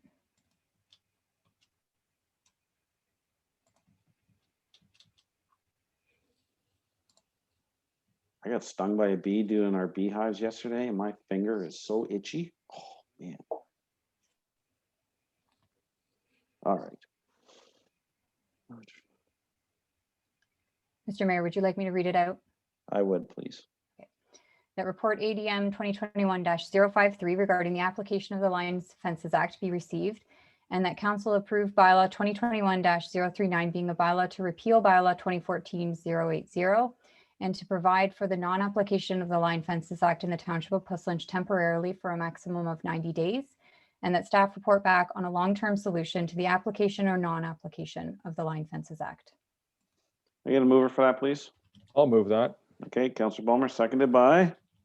I We'll would- discuss. We'll do discussions. I just want to. Sure, I'll second it, fine. Okay, thanks. Okay, Councillor, I can't see my screen, so it's Councillor Goida. Yeah, I'm good with it the way it's written. Okay, Councillor Sepoulos. I would suggest 120 days. I like the 120. If they can get it done sooner, they know that they'll come back sooner. Are you okay with that, Councillor Bulmer? Absolutely. It's just that I just want to have something so the residents know it's a defined period. Yep. And who seconded that? Councillor Sepoulos did. So he obviously is okay with seconding it again.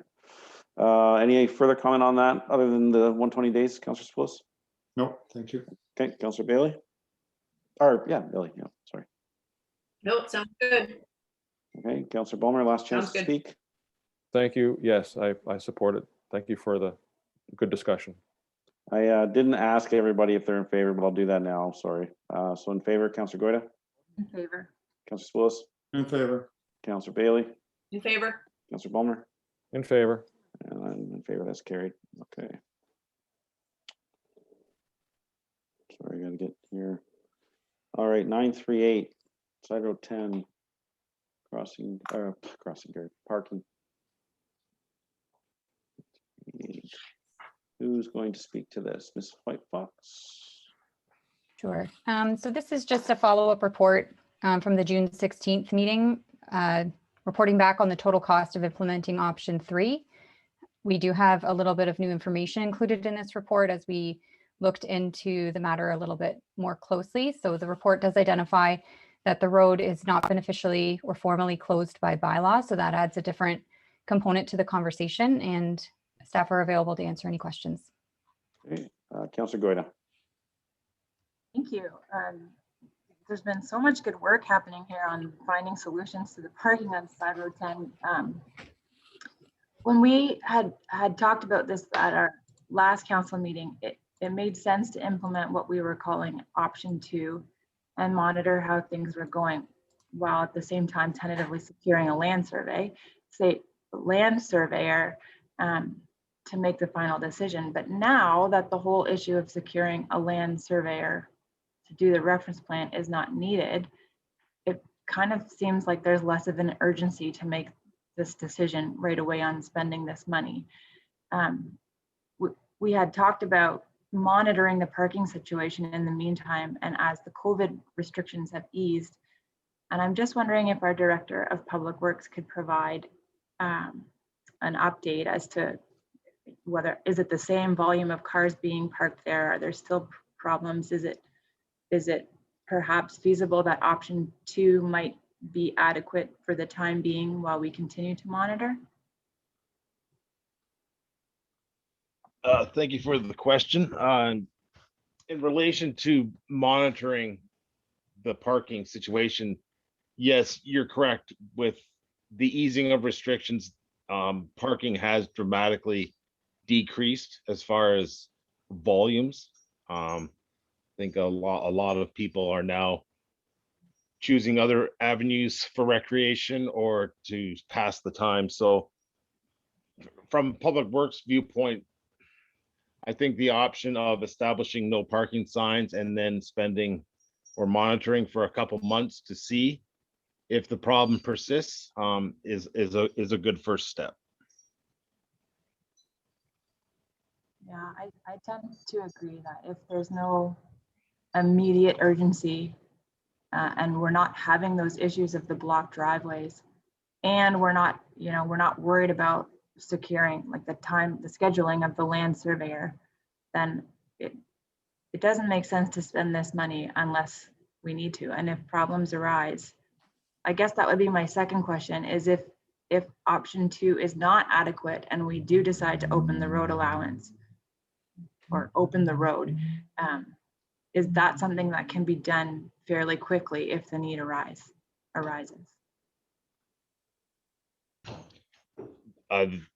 Yes, that is a possibility. The only drawback would be if this was identified as a problem, say around December. Realistically, due to winter approaching, the barriers would not be removed or replaced until early spring of the following year. So there would be a time where we would have to sit and wait. If this was identified in spring, then of course you would have the remainder of the year to remove the barriers and erect the new ones.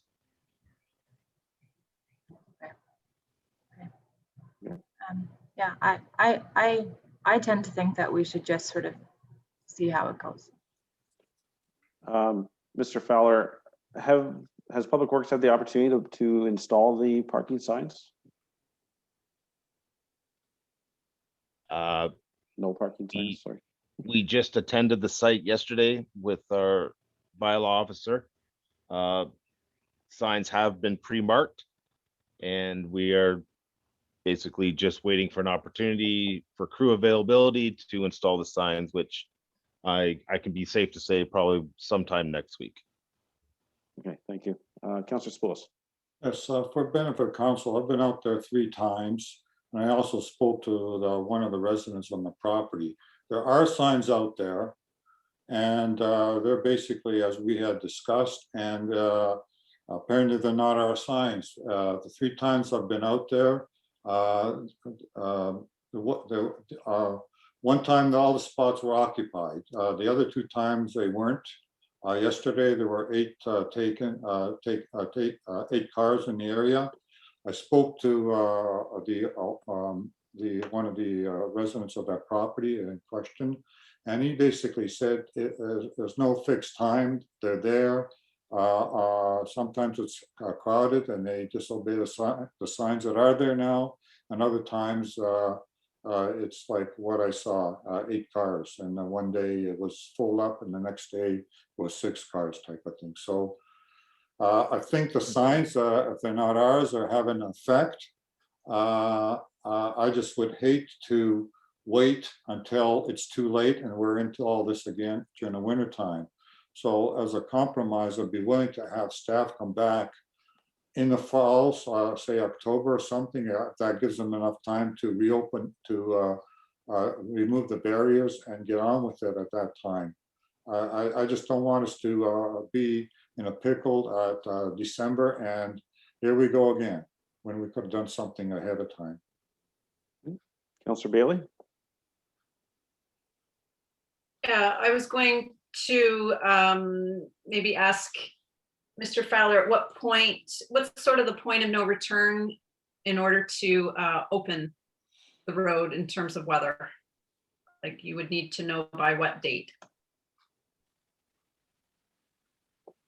Generally, I think a safe assumption would be as soon as frost is in the ground, we would have difficulty reestablishing posts. It would come with an added cost and added labor.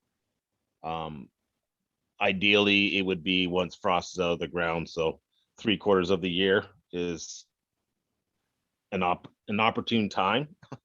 In the middle of winter at -10, it would be much more difficult. So I'm in support of just monitoring, getting the signs in, because I was thinking they've been in already and we could have some feedback on the monitoring. But getting the signs in and monitoring and just maybe reporting back in the fall. Let us know how the numbers are. Councillor Balmer? Thank you. So if I understand it correctly, option 2 hasn't been implemented yet, so we have really nothing to monitor yet. So I kind of agree with what I've heard so far is, you know, there's now that we don't need a survey, we can implement the change at fairly short notice outside of the winter season where the frost is in the ground. And even at that worst case scenario, if we have to wait until April or March or April to implement it if we didn't decide in the fall. So I'm comfortable, just let's, you know, carry on as we're doing. If you could refresh my memory, option 2 included the establishment of some additional parking spaces at the end of sort of somewhere near the gate as well, did it not? Or was it just on the side of the road? Councillor Balmer, it was just on the side of the road on both sides, near the southern limit of Side Road 10 North. Okay, so past the existing, past the residence. Past the residence, correct. Right, so it'd be no parking on either side of the road north of the residence, as opposed to just no parking on the side where the residents are. Correct. I believe the way we've drafted the parking bylaw is from the southern lot line of the most southern property boundary towards the south. There's parking available, so it wouldn't interfere with anyone's driveways. On the west side. But if we needed to, as Councillor Sapoulis indicating, there might be, we could also then allow some parking on the east side of the road where there's no driveways going, you know what I mean? Across the road from the people that are concerned, if needed, as opposed to moving it all the way down. Correct. We currently have it on both sides, but again, only past the southern point of the property lines. Right. About 50 meters on both sides of the road, but you're right, we could extend it on the east side of the road more north, given that there's no driveways. Yeah, okay. So there is some flexibility in option 2 to make it accommodate more vehicles before we go to the cost of moving the gates and all. And, you know, to Councillor Bailey's point earlier, as she's made at a previous meeting, we are looking at options to enhance parking. We have parking issues at a number of these locations, and you know, it's nice we have one in hand for this one if we need it. But the last piece is I just wanted to make, there was one point in the report that seemed different from the previous reports, and that this was to support or accommodate the use of the trail by the Guelph Trail Club. But I seem to recall in previous reports, the majority of the people that are accessing this are dog walkers that are walking their dogs on the Lafarge property, as opposed to people that are hiking on the trail. I seem to recall reading somewhere there was only about 2% of the people that actually park there are using it to access the hiking trail. Is that correct? I believe that that was a comment that was made by our delegates that we saw. Oh, okay, Yes, I don't believe it's not something staff have been able to confirm. okay. But it's still mostly dog walkers that are there, not just not primarily hikers. I believe that's what the delegates Okay, communicated to us, yes. okay. Well, thank you very much. Okay, thank you, Councillor Palmer. I'm in favor of continuing with the process on option 2. We need to get the message out that if there are people parking in the no parking zones, once the signs are up, that we need to have them call bylaw. And if bylaw is unavailable, then that's the jurisdiction of the OPP, and we can reevaluate it. I feel even. So going back to Councillor Bailey's question to Mr. Fowler, when does the frost coat typically go into the ground? Is it November, mid-November? No, I would say early January. Again, depending upon how quick the winter comes. We've had very warm Decembers and we've had really cold ones. So Yeah. So we have I some guess- options. Yeah. And I just like to reiterate that, yes, it is still possible to put posts in the ground in January or February, but there will be an additional cost. That's what it boils to. More time, that's all. Okay, so we have a resolution here that isn't what we've discussed. So I guess I'd look for council to propose a resolution to implement again. Well, maybe this is a procedural thing. Ms. Whitefox, did we not direct staff to go ahead with option 2, and that hasn't been completed yet? Is that correct? Yes, so we're still looking at putting the signs up. I do have a draft resolution if you'd like me to just read it just with what I've heard. Well, that's what I'm asking. Do you need any direction other than just we're continuing with option 2? So I think that, and perhaps correct me, but council is looking for staff to report back on the outcome of the current parking restrictions Okay. prior to establishing any additional parking. Okay, so Ms. Whitefox, should go ahead, read that. Okay. That report ADM 2021-054 regarding the Side Road 10 North parking update be received, and that council directs staff to report back on the outcome of the current parking restrictions on Side Road 10 North prior to establishing additional parking spaces. By current, do you mean the new ones we approved a few months ago, or the makeshift signs that the residents put up? I'm referring to option 2 that was Okay. approved at the June meeting. Yep. Okay. Can I get a mover for that? And we'll talk about it. I'll move. Councillor Bailey, Councillor Goida. Can I get a seconder, please? Oh. Councillor Bailey. Okay. Go ahead, Councillor Goida. Yeah, I'm good with it. I'm in favor. Okay. Councillor Spoulos. I would like to suggest we amend it slightly to have a report perhaps in November, so at least we can get on with it before, if it's necessary, get on with it before the snow flies. So you just want to put a date on the reporting back as November? Yes. Who moved that? It was Councillor Goida and seconded by Councillor Bailey. Comfortable with that amendment? After that, Ms. Whitefox? Yes, thank you. And you two are both in favor still of that? In favor. Yeah, Councillor Bailey? Oh, sorry, I gotta get to you for, sorry, Councillor Goida's in favor. Councillor Spoulos, so you're in favor? Yes, I am. Okay, Councillor Bailey? She's freezing. I see her head nodding. Councillor Balmer? Favor with In the favor. change. Okay, so that's carried. All right, on to 9.4, Building Department report. Is Andrew here or? No, he's out on inspections today. Unfortunately, there's high workload today, so he had to be out for that. So we'll try and answer any questions, but if there's any specific ones that we can answer, we'll just report back to you at the next meeting. Okay, Councillor Goida. Questions. The building department has been very busy over the last few months. It's just good. No questions. Thanks. Councillor Spoulos. Yeah, I'm glad to see things have picked up. It's really good to see. Councillor Bailey. Yeah, no questions. Thank you. Okay, Councillor Balmer. No, all good, thanks. All right, resolution, Ms. Whitefox. That report BLDG 2021-002 with respect to the building department quarterly update for January to March 2021 be received for information. Mover for that, please. Darrell moves. Counselor Spoulos, seconder. Someone? Counselor Goida, all in favor? Counselor Goida, In favor. Counselor Spoulos, In favor. Counselor Bailey, In favor? Counselor Ballmer. In favor. All right. Emergency management, none. Roads and Parks Department, none. Recreation, none. Correspondence. 10.1. You have a resolution for that, Ms. White Fox? The council received correspondence item 10.1 regarding the CBM Puslinch Pit 2020 annual monitoring report prepared by Hardin Environmental for information.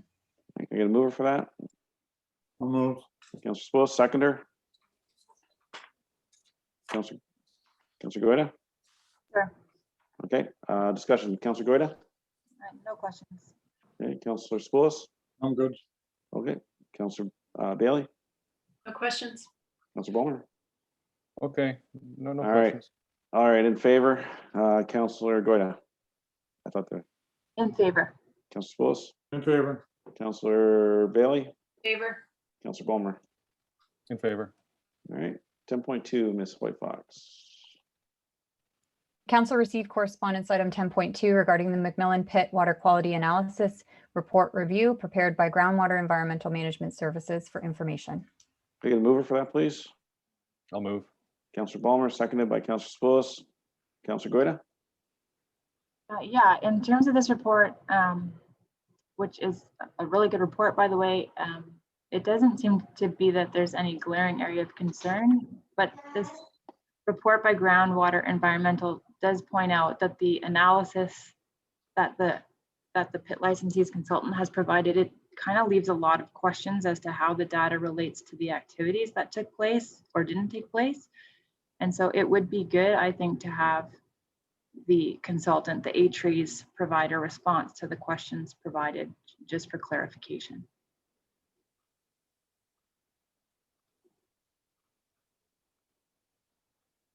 You're muted, Mr. Sorry. Mayor. Counselor Spoulos, sorry about that. Yes, I would agree with Councillor Goida's recommendation, and I do think it's a good report as well. I would like to ask our CEO to pass on our gratitude to the consultant. Counselor Bailey? Yeah, I would echo those comments as well. That does leave a lot of questions, just for clarification and unanswered. That would be good to hear. All right, Counselor Ballmer? Nothing to add. Thank you. All right, do we have a resolution for that, Ms. White Fox? For what Counselor Goida recommended? Yes, I've added to the resolution to receive it also that council directs staff to forward the review to the aggregate operator requesting a response. Counselor Goida, do you want to move that? I'll move that. Counselor Spoulos? Second. All in favor, Counselor Goida? In favor. Counselor Spoulos? In favor. Counselor Bailey? Favor? Counselor Ballmer? In favor. All right, 10.3. All right, Ms. White Fox, you have a resolution for that, please? The council receives correspondence item 10.3 regarding the Neubauer Pit 2020 annual monitoring report review prepared by Hardin Environmental for information. You gonna move her for that, please? Counselor Ballmer? Yes. And seconded by Counselor Bailey. Comments, Counselor Goida? No comments. I'm good. Counselor Spoulos? Yes, so there's a statement from Hardin Environmental that says this would suggest an easterly ground flow direction rather than anticipated westerly ground flow direction. The water levels all occur within a relatively narrow range. We suggest that elevations of monitors be confirmed and a comment on groundwater flow in this area be provided. So I'd like to propose that this report be transmitted to the pit operator requesting a response and a copy of the MNRF. Okay, I get a seconder for that amendment to the resolution. Who did it first? Counselor Bailey. Counselor Spoulos is a mover on that amendment. Back to Counselor Goida. Any comments on that? You're good? Your mic didn't work, but I saw you say you're good. Oh, I'm sorry. Yeah, I'm good. I think if you get too far back, it doesn't pick up your voice or I'll something. I'm just not like, sure. sorry, you'll have to look really close at my face, but I have no comments. I'm in favor. Councillor Bailey? No, I'm in favor of the comments. Okay, Councillor Bulmer? Thank you, and thank you, Councillor Poulos. I concur. And just to provide a little bit of brief context, at one time, this was an issue with all the pits in the area. They all had their own standard. They weren't coordinated together. And back, it became such a concern for council because we couldn't figure out, our hydrogeologists couldn't figure out what was actually happening over there because they all had different standard datum points. And there was a process back pre-2010 where there was a coordinated monitoring program that was put in place, or a study that was to make sure that all of the monitoring wells were standardized. So they were all calibrated to the same standard point. But the Neubauer pit was approved after that, which may explain why we're seeing this. It was not perhaps part of that standardization of elevations in the area. So I think it's good to bring it up to speed with the rest of them, that we're all, calibrated together, and it will help us better understand what's actually happening down there. So thank you very much. I support the motion. Okay. Awesome. I actually didn't ask Councillor supposed to be supportive of it, so I'll just get you on record. Yes, I do. Awesome. All right. 10.4 Roselle Road. Ms. Whitefox, you have a resolution, please? The council receives correspondence item 10.4 regarding the Roselle Road Pit 2020 Annual Monitoring Report Ecology Review prepared by Abood and Associates. All right, can I get a mover for that, please? Councillor Goyda? Sure. Councillor Bulmer, you want to second it? Yes. Awesome. Councillor Goyda, comments? Okay, so this report is suggesting that a water balance study be completed to determine the inputs and outputs for the wetland. And I don't have enough understanding of things as to, I'm unclear as to how that helps determine whether the extraction is contributing to changes in the wetland. So I perhaps will defer that part of the conversation to members of council who I know have a better understanding of this. But what does come to mind is that we did as a council pass a resolution in May requesting a response from the operator regarding the concerns specifically around the level thresholds in the wetland and the surrounding areas, and asked for it to be reviewed and reestablished to better protect those areas. And so I'm wondering if this is a question to staff, and I apologize again for putting you on the spot, but has there been any update regarding the comments addressing the concern from our previous resolution?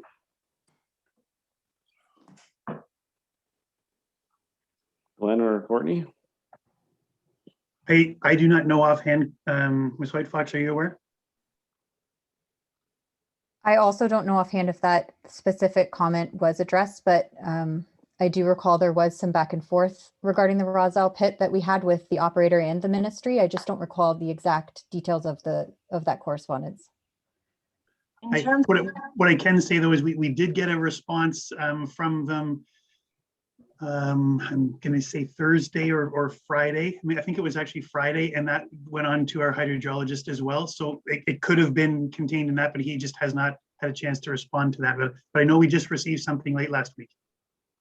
Okay, fair enough. And then I'm also wondering, and again, sorry to put you on the spot, but has there been any kind of, do we know, given we've had a lot of wet weather lately over the past several weeks, do we know if there's been any improvement to the wetland as a result of, I guess, that surface, those inputs to the wetland? I don't have any information in that regard at this point yet. No. Okay, fair enough. I guess perhaps maybe we should just wait for the hydrogeologist to provide comment. Yeah. Okay, so I have no further questions. Councillor Spoulos? Yeah, I think a water balancing calculation would be a benefit to understand what's going on. It certainly reveal if there's any issues associated with groundwater loss to the wetlands. So my suggestion is, as Councillor Goyda mentioned, is also to pass this on to the pit operator and ask them to undertake such a study and to apprise us of the outcome. Okay, should we include the MNRF in that communication? Just Yes, keep them in the loop? absolutely. Yes, I'm sorry, I missed that. Yes. Okay, I'll take that as a amendment to the resolution as a mover. Can I get a seconder for that? Councillor Goida, I'm gonna come to you anyways for comment. Sure. Yeah, that's So you're the fine. seconder. So comment on the resolution amendment that Councillor Spoulos. Yeah, no, that They will. sounds good to me. Councillor Bailey? Yep, that sounds really great. I'm not an expert, but the idea of the term is the water calculation. Yeah, sounds like it would be a very useful thing to have. Councillor Balmer?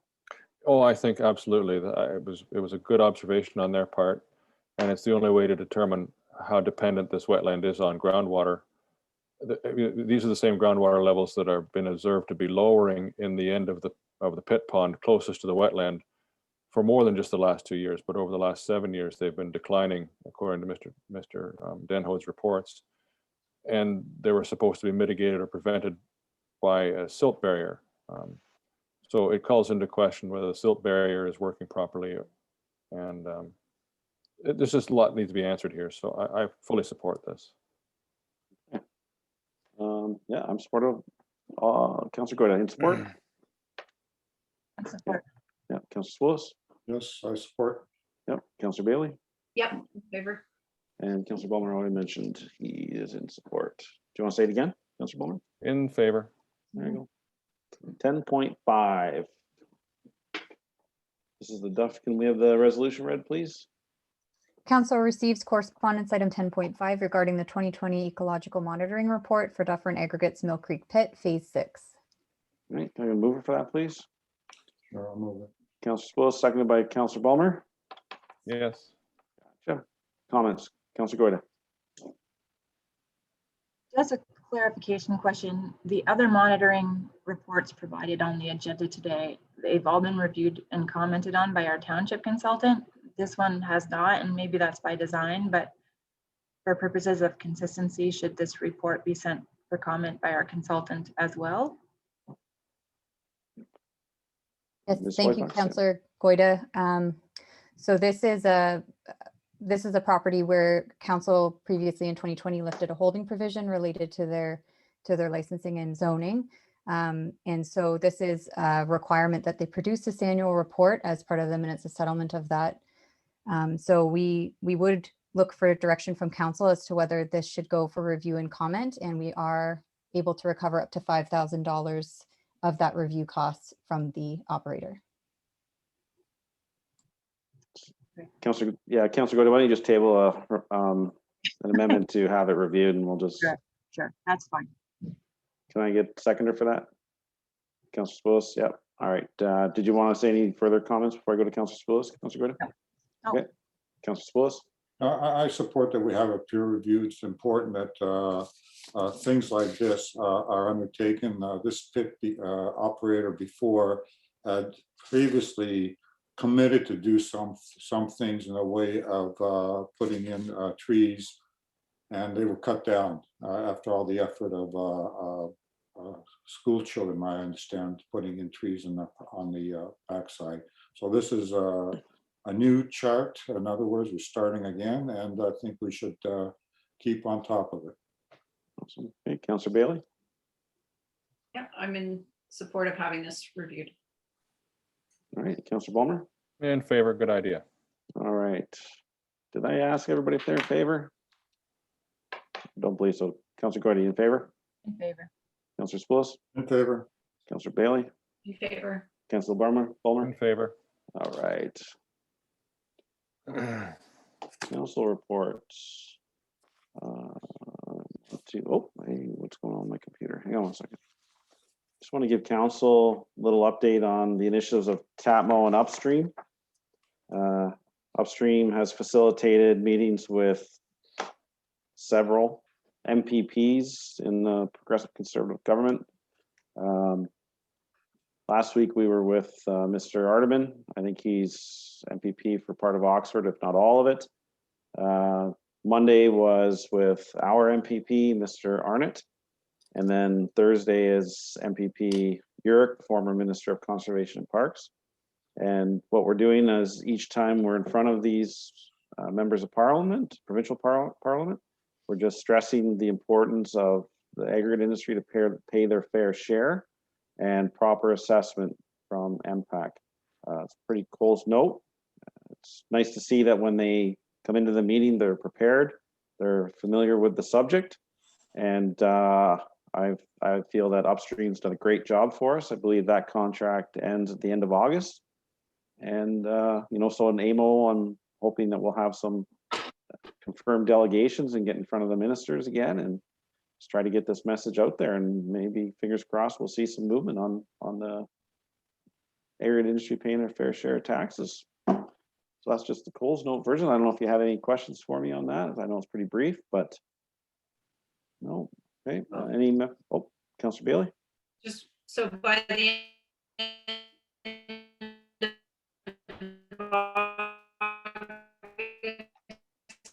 You're breaking up. what's the Try turning your video off, Councillor Bailey. just curious what the goal is. How many more MPPs to try to talk to by the end of August? I think they're hitting as many as they can, Yeah. mostly in the Southern Ontario. I don't know that information. That's their business plan. But in August we have our AGM for TAPMO, and we're going to review fee schedule, and it's important that we as TAPMO have enough resources that we can continue to, you know, fight this fight, I would say. I don't know if we'll see a specific action taken at the end of August, but the government's well aware of our stance. So a lot of things still going on. You know, I would suspect it's been at least one to, you know, mostly 2 MPPs a week. So it's good. It's good momentum. And I don't really have a lot of answers for you, but TAPMO will be doing some significant changes, I believe, at their AGM around the fee schedule. It's been indicated the chair does not want to continue being the chair. So you might be looking at the new chair of TAPMO. It's okay. So anyways, I hope that helped a little bit. Yeah, good job. 2 a week's a good. Yeah, it gets a little busy, but they're 30 minutes, so they're relatively quick. They don't have a whole lot of time. So just them being prepared is a nice indication that they're talking about it, and they all agree that they have to pay their fair share. It's just trying to figure out what that equates to. So we're winning, I think. So any other questions? All right, Council, do you have any reports you'd like to provide? Oh, reports? Yeah, Yeah, just council reports from the community. I do. Okay, go ahead, Councilor Palmer. Oh, thank you, Mr. Chair. Council may recall that shortly after the last provincial election or municipal election, I can't remember which one it was, the province introduced some new proposed guidance regarding codes of conduct, and AMO provided responses to the province, particularly opposing their suggestion that a minister can remove a member of council. And following that, there was also consultation sessions set up by the province for municipalities, and this council appointed this member to attend one of those sessions for the Southwest. And it took place just following our last council meeting. And despite my skepticism about how much could be accomplished in an hour with all the municipalities from Southwestern Ontario, I was just amazed at how well behaved and well structured the consultation process was, and we were completed with time to spare within the hour. It was a very well managed phone consultation. The only challenge I had attending was that whenever I pushed the button to attend on the cell phone, it appeared only to work if you were calling on a landline. So I'm not sure how many people weren't able to attend, but rest assured that I heard back from the other members of council including your friend from Zorro Township, things that I think would reflect what we would be looking for out of a potentially revised code of conduct. And there was generally consensus around 4 primary points. In addition to that, this whole thing should apply to the members of Queen's Park. That was almost everybody said that when they had a chance to speak. But beyond that, the first point was on the need for a consistent code of conduct across the province. You know, we used to have our own code of conduct here in the township. We've since moved to a consistent code of conduct across the county. Not all municipalities have done that, and many would like to see it that it was more than just township or upper tier wide, that it was province wide, so that not just the residents but staff would have a consistent know what the code of conduct was wherever somebody lived or where municipal staff worked. And I thought that was reasonable. It kind of reflected one of the reasons why we went to a county-wide one here. In going hand in hand with that was a desire that this would then require that the ethics commissioners, or integrity commissioners receive consistent training and better training. I guess we're very lucky. We have a lawyer provides this service for the county, for all of the member municipalities.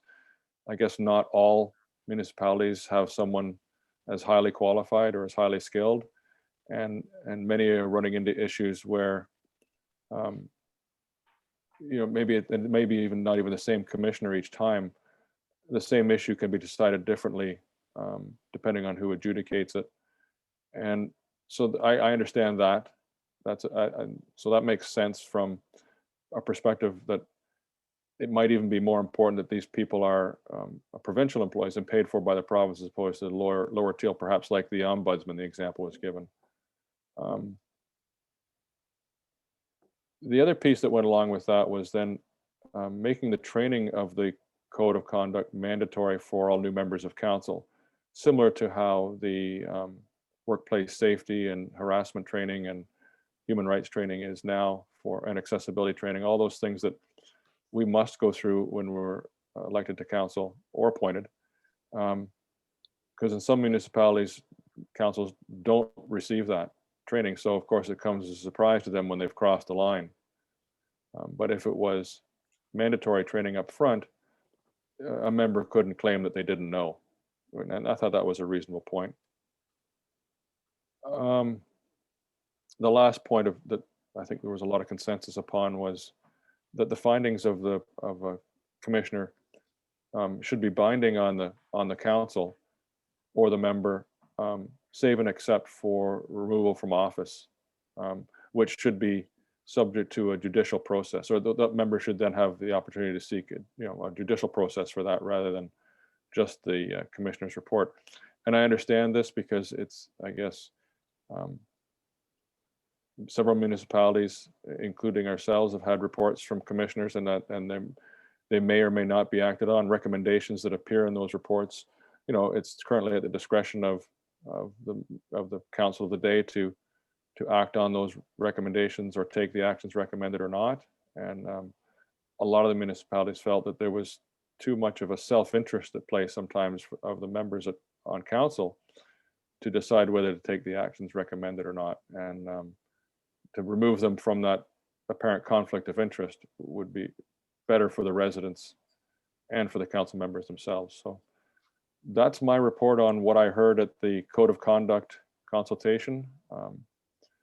I got to say that the caliber of comments that were received from the members of the of all the member municipalities was very high, and it was coming from both upper tiers, large single tier, and smaller lower tier. So it was a good cross section of Southwestern Ontario that was on the call. So thank you for appointing me to attend that, and I'm sorry that I was not able to feed any comments in, but I think most of what I would have said would have been in line with what I heard. So thank you very much. Great report, Matthew. Any questions for Councillor Balmer? No. Ms. Whitefox, you have a resolution for that, please? The council receives the mayor's and council member updates for information. The mover for that, please? Sure. Councillor Spoulos, seconder, Councillor Goida. Okay, all in favor, Councillor Goida? Councillor Spoulos, In favor. Councillor Bailey, Favor. Councillor Balmer. In favor. All right, bylaws, Ms. Whitefox. That the following bylaws be taken as read 3 times and finally passed in open council.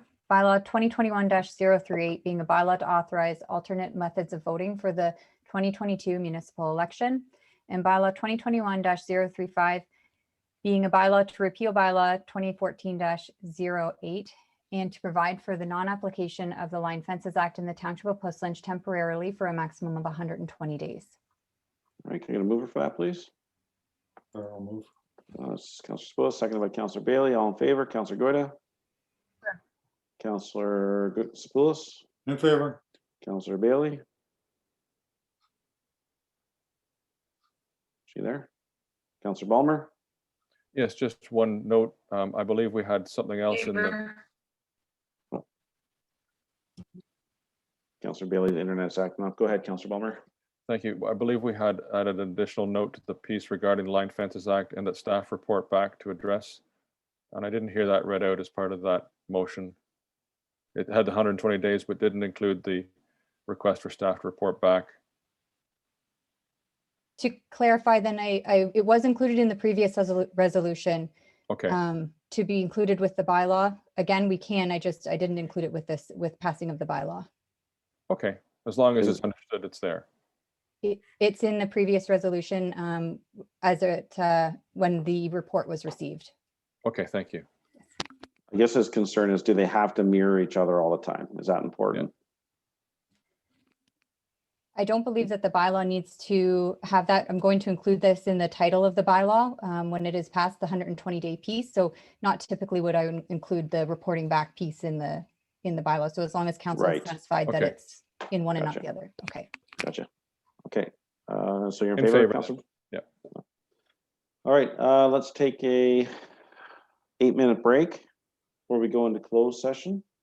So we'll reconvene. My computer says 12:22, so 8 minutes from whatever time your device tells you. 12:30.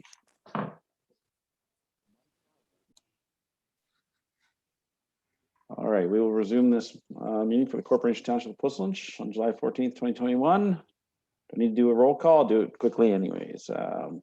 Councillor Goida. I'm here, I'm alone, and I'm not Nope. recording. We're not at that part yet. We're just All right. resuming open. I'm present. Councillor Spoulos, Present. Councillor Bailey, Here. and Councillor Balmer. I'm here.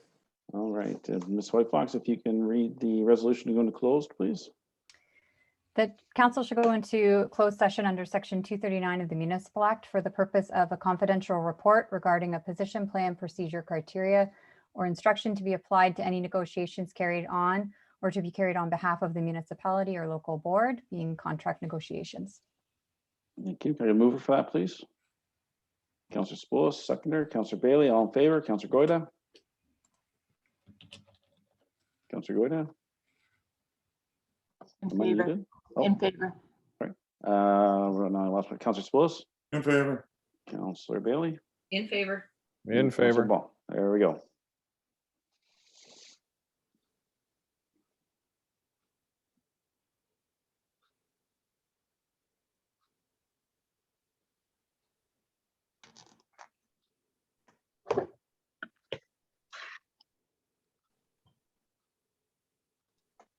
I've removed the attendee and I've locked the webinar. Okay, And recording can stop. that's what I was waiting on. Ms. Whitefox, would you be able to read the resolution to come out of close, please? The council moves into open session at 12:55 p.m. You a mover for that, please? Move. Councillor Spoulos, seconded by Councillor, someone.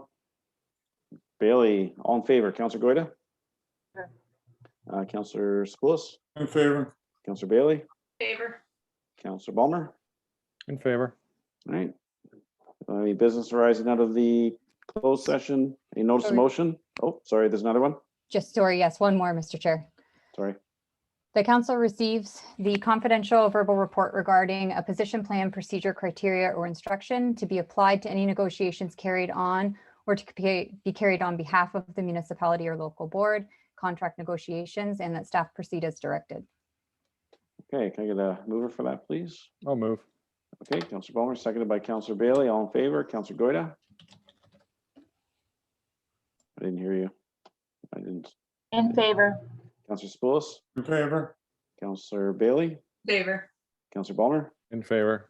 All right, so now we don't have any business arising from the close. Any notice of motion? No. Any new business? Councillor Spoulos? Yes, I had a resident talk to me about the gypsy moth, or known as LDD moth. She was concerned about the state of the trees on her property being swamped by these caterpillars.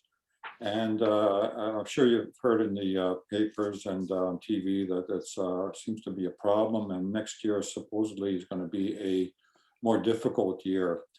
I know that the Granville Conservation Authority is spraying their trees, and I was wondering if we're planning to do anything in our area as well.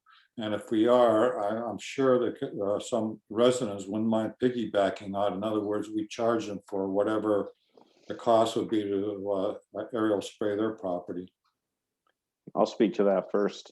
There was a notice of motion at County Council for them to report back on spraying for that caterpillar next year, and we will be receiving a report on it. First indication is there was some hesitation on it because there's individuals that do not want the caterpillars sprayed for or killed. So it's going to be a pretty wholesome discussion, but I feel that we should maybe wait till we hear from the county, because the county may be taking this one on. So we might get lucky. Maybe they'll have a sign-up list, right? Oh, that's good to know. I wasn't aware that they were doing this. That's great. Yeah. So I look forward to an update on that.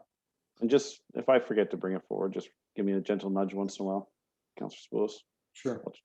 All right. Anything further from councillors? New business? No. Any announcements? No. Confirmatory bylaw. The following bylaw be taken as read 3 times and finally passed in open council. Bylaw 2021-040 being a bylaw to confirm the proceedings of council for the corporation of the Township of Puslinch at its meeting held on the 14th day of July 2021. All right, you have a mover for that, please? Sure. Councillor Spoulos, second by Councillor Goida. All in favor? Councillor Goida? Sure. Councillor Spoulos? In favor. Councillor Bailey? In favor. And Councillor Ballmer? In favor. And adjournment, please. The council hereby adjourns at 12:59 p.m. Yes, beat it 4-1. All right, mover for that, please. Sure. Councillor Spoulos, seconder. Councillor Goida. All right, all in favor? Councillor Goida? Can't hear you. Yeah. Councillor Spoulos? In favor. Councillor Bailey? In favor. Councillor Ballmer? I'm sorry, I didn't hear what time you said it was, Mr. Chair. It's still 12:59. In favor. Might be 1 o'clock now if you hadn't asked that. Darn it. All right, everybody enjoy their afternoon. From what I can see, it looks beautiful outside.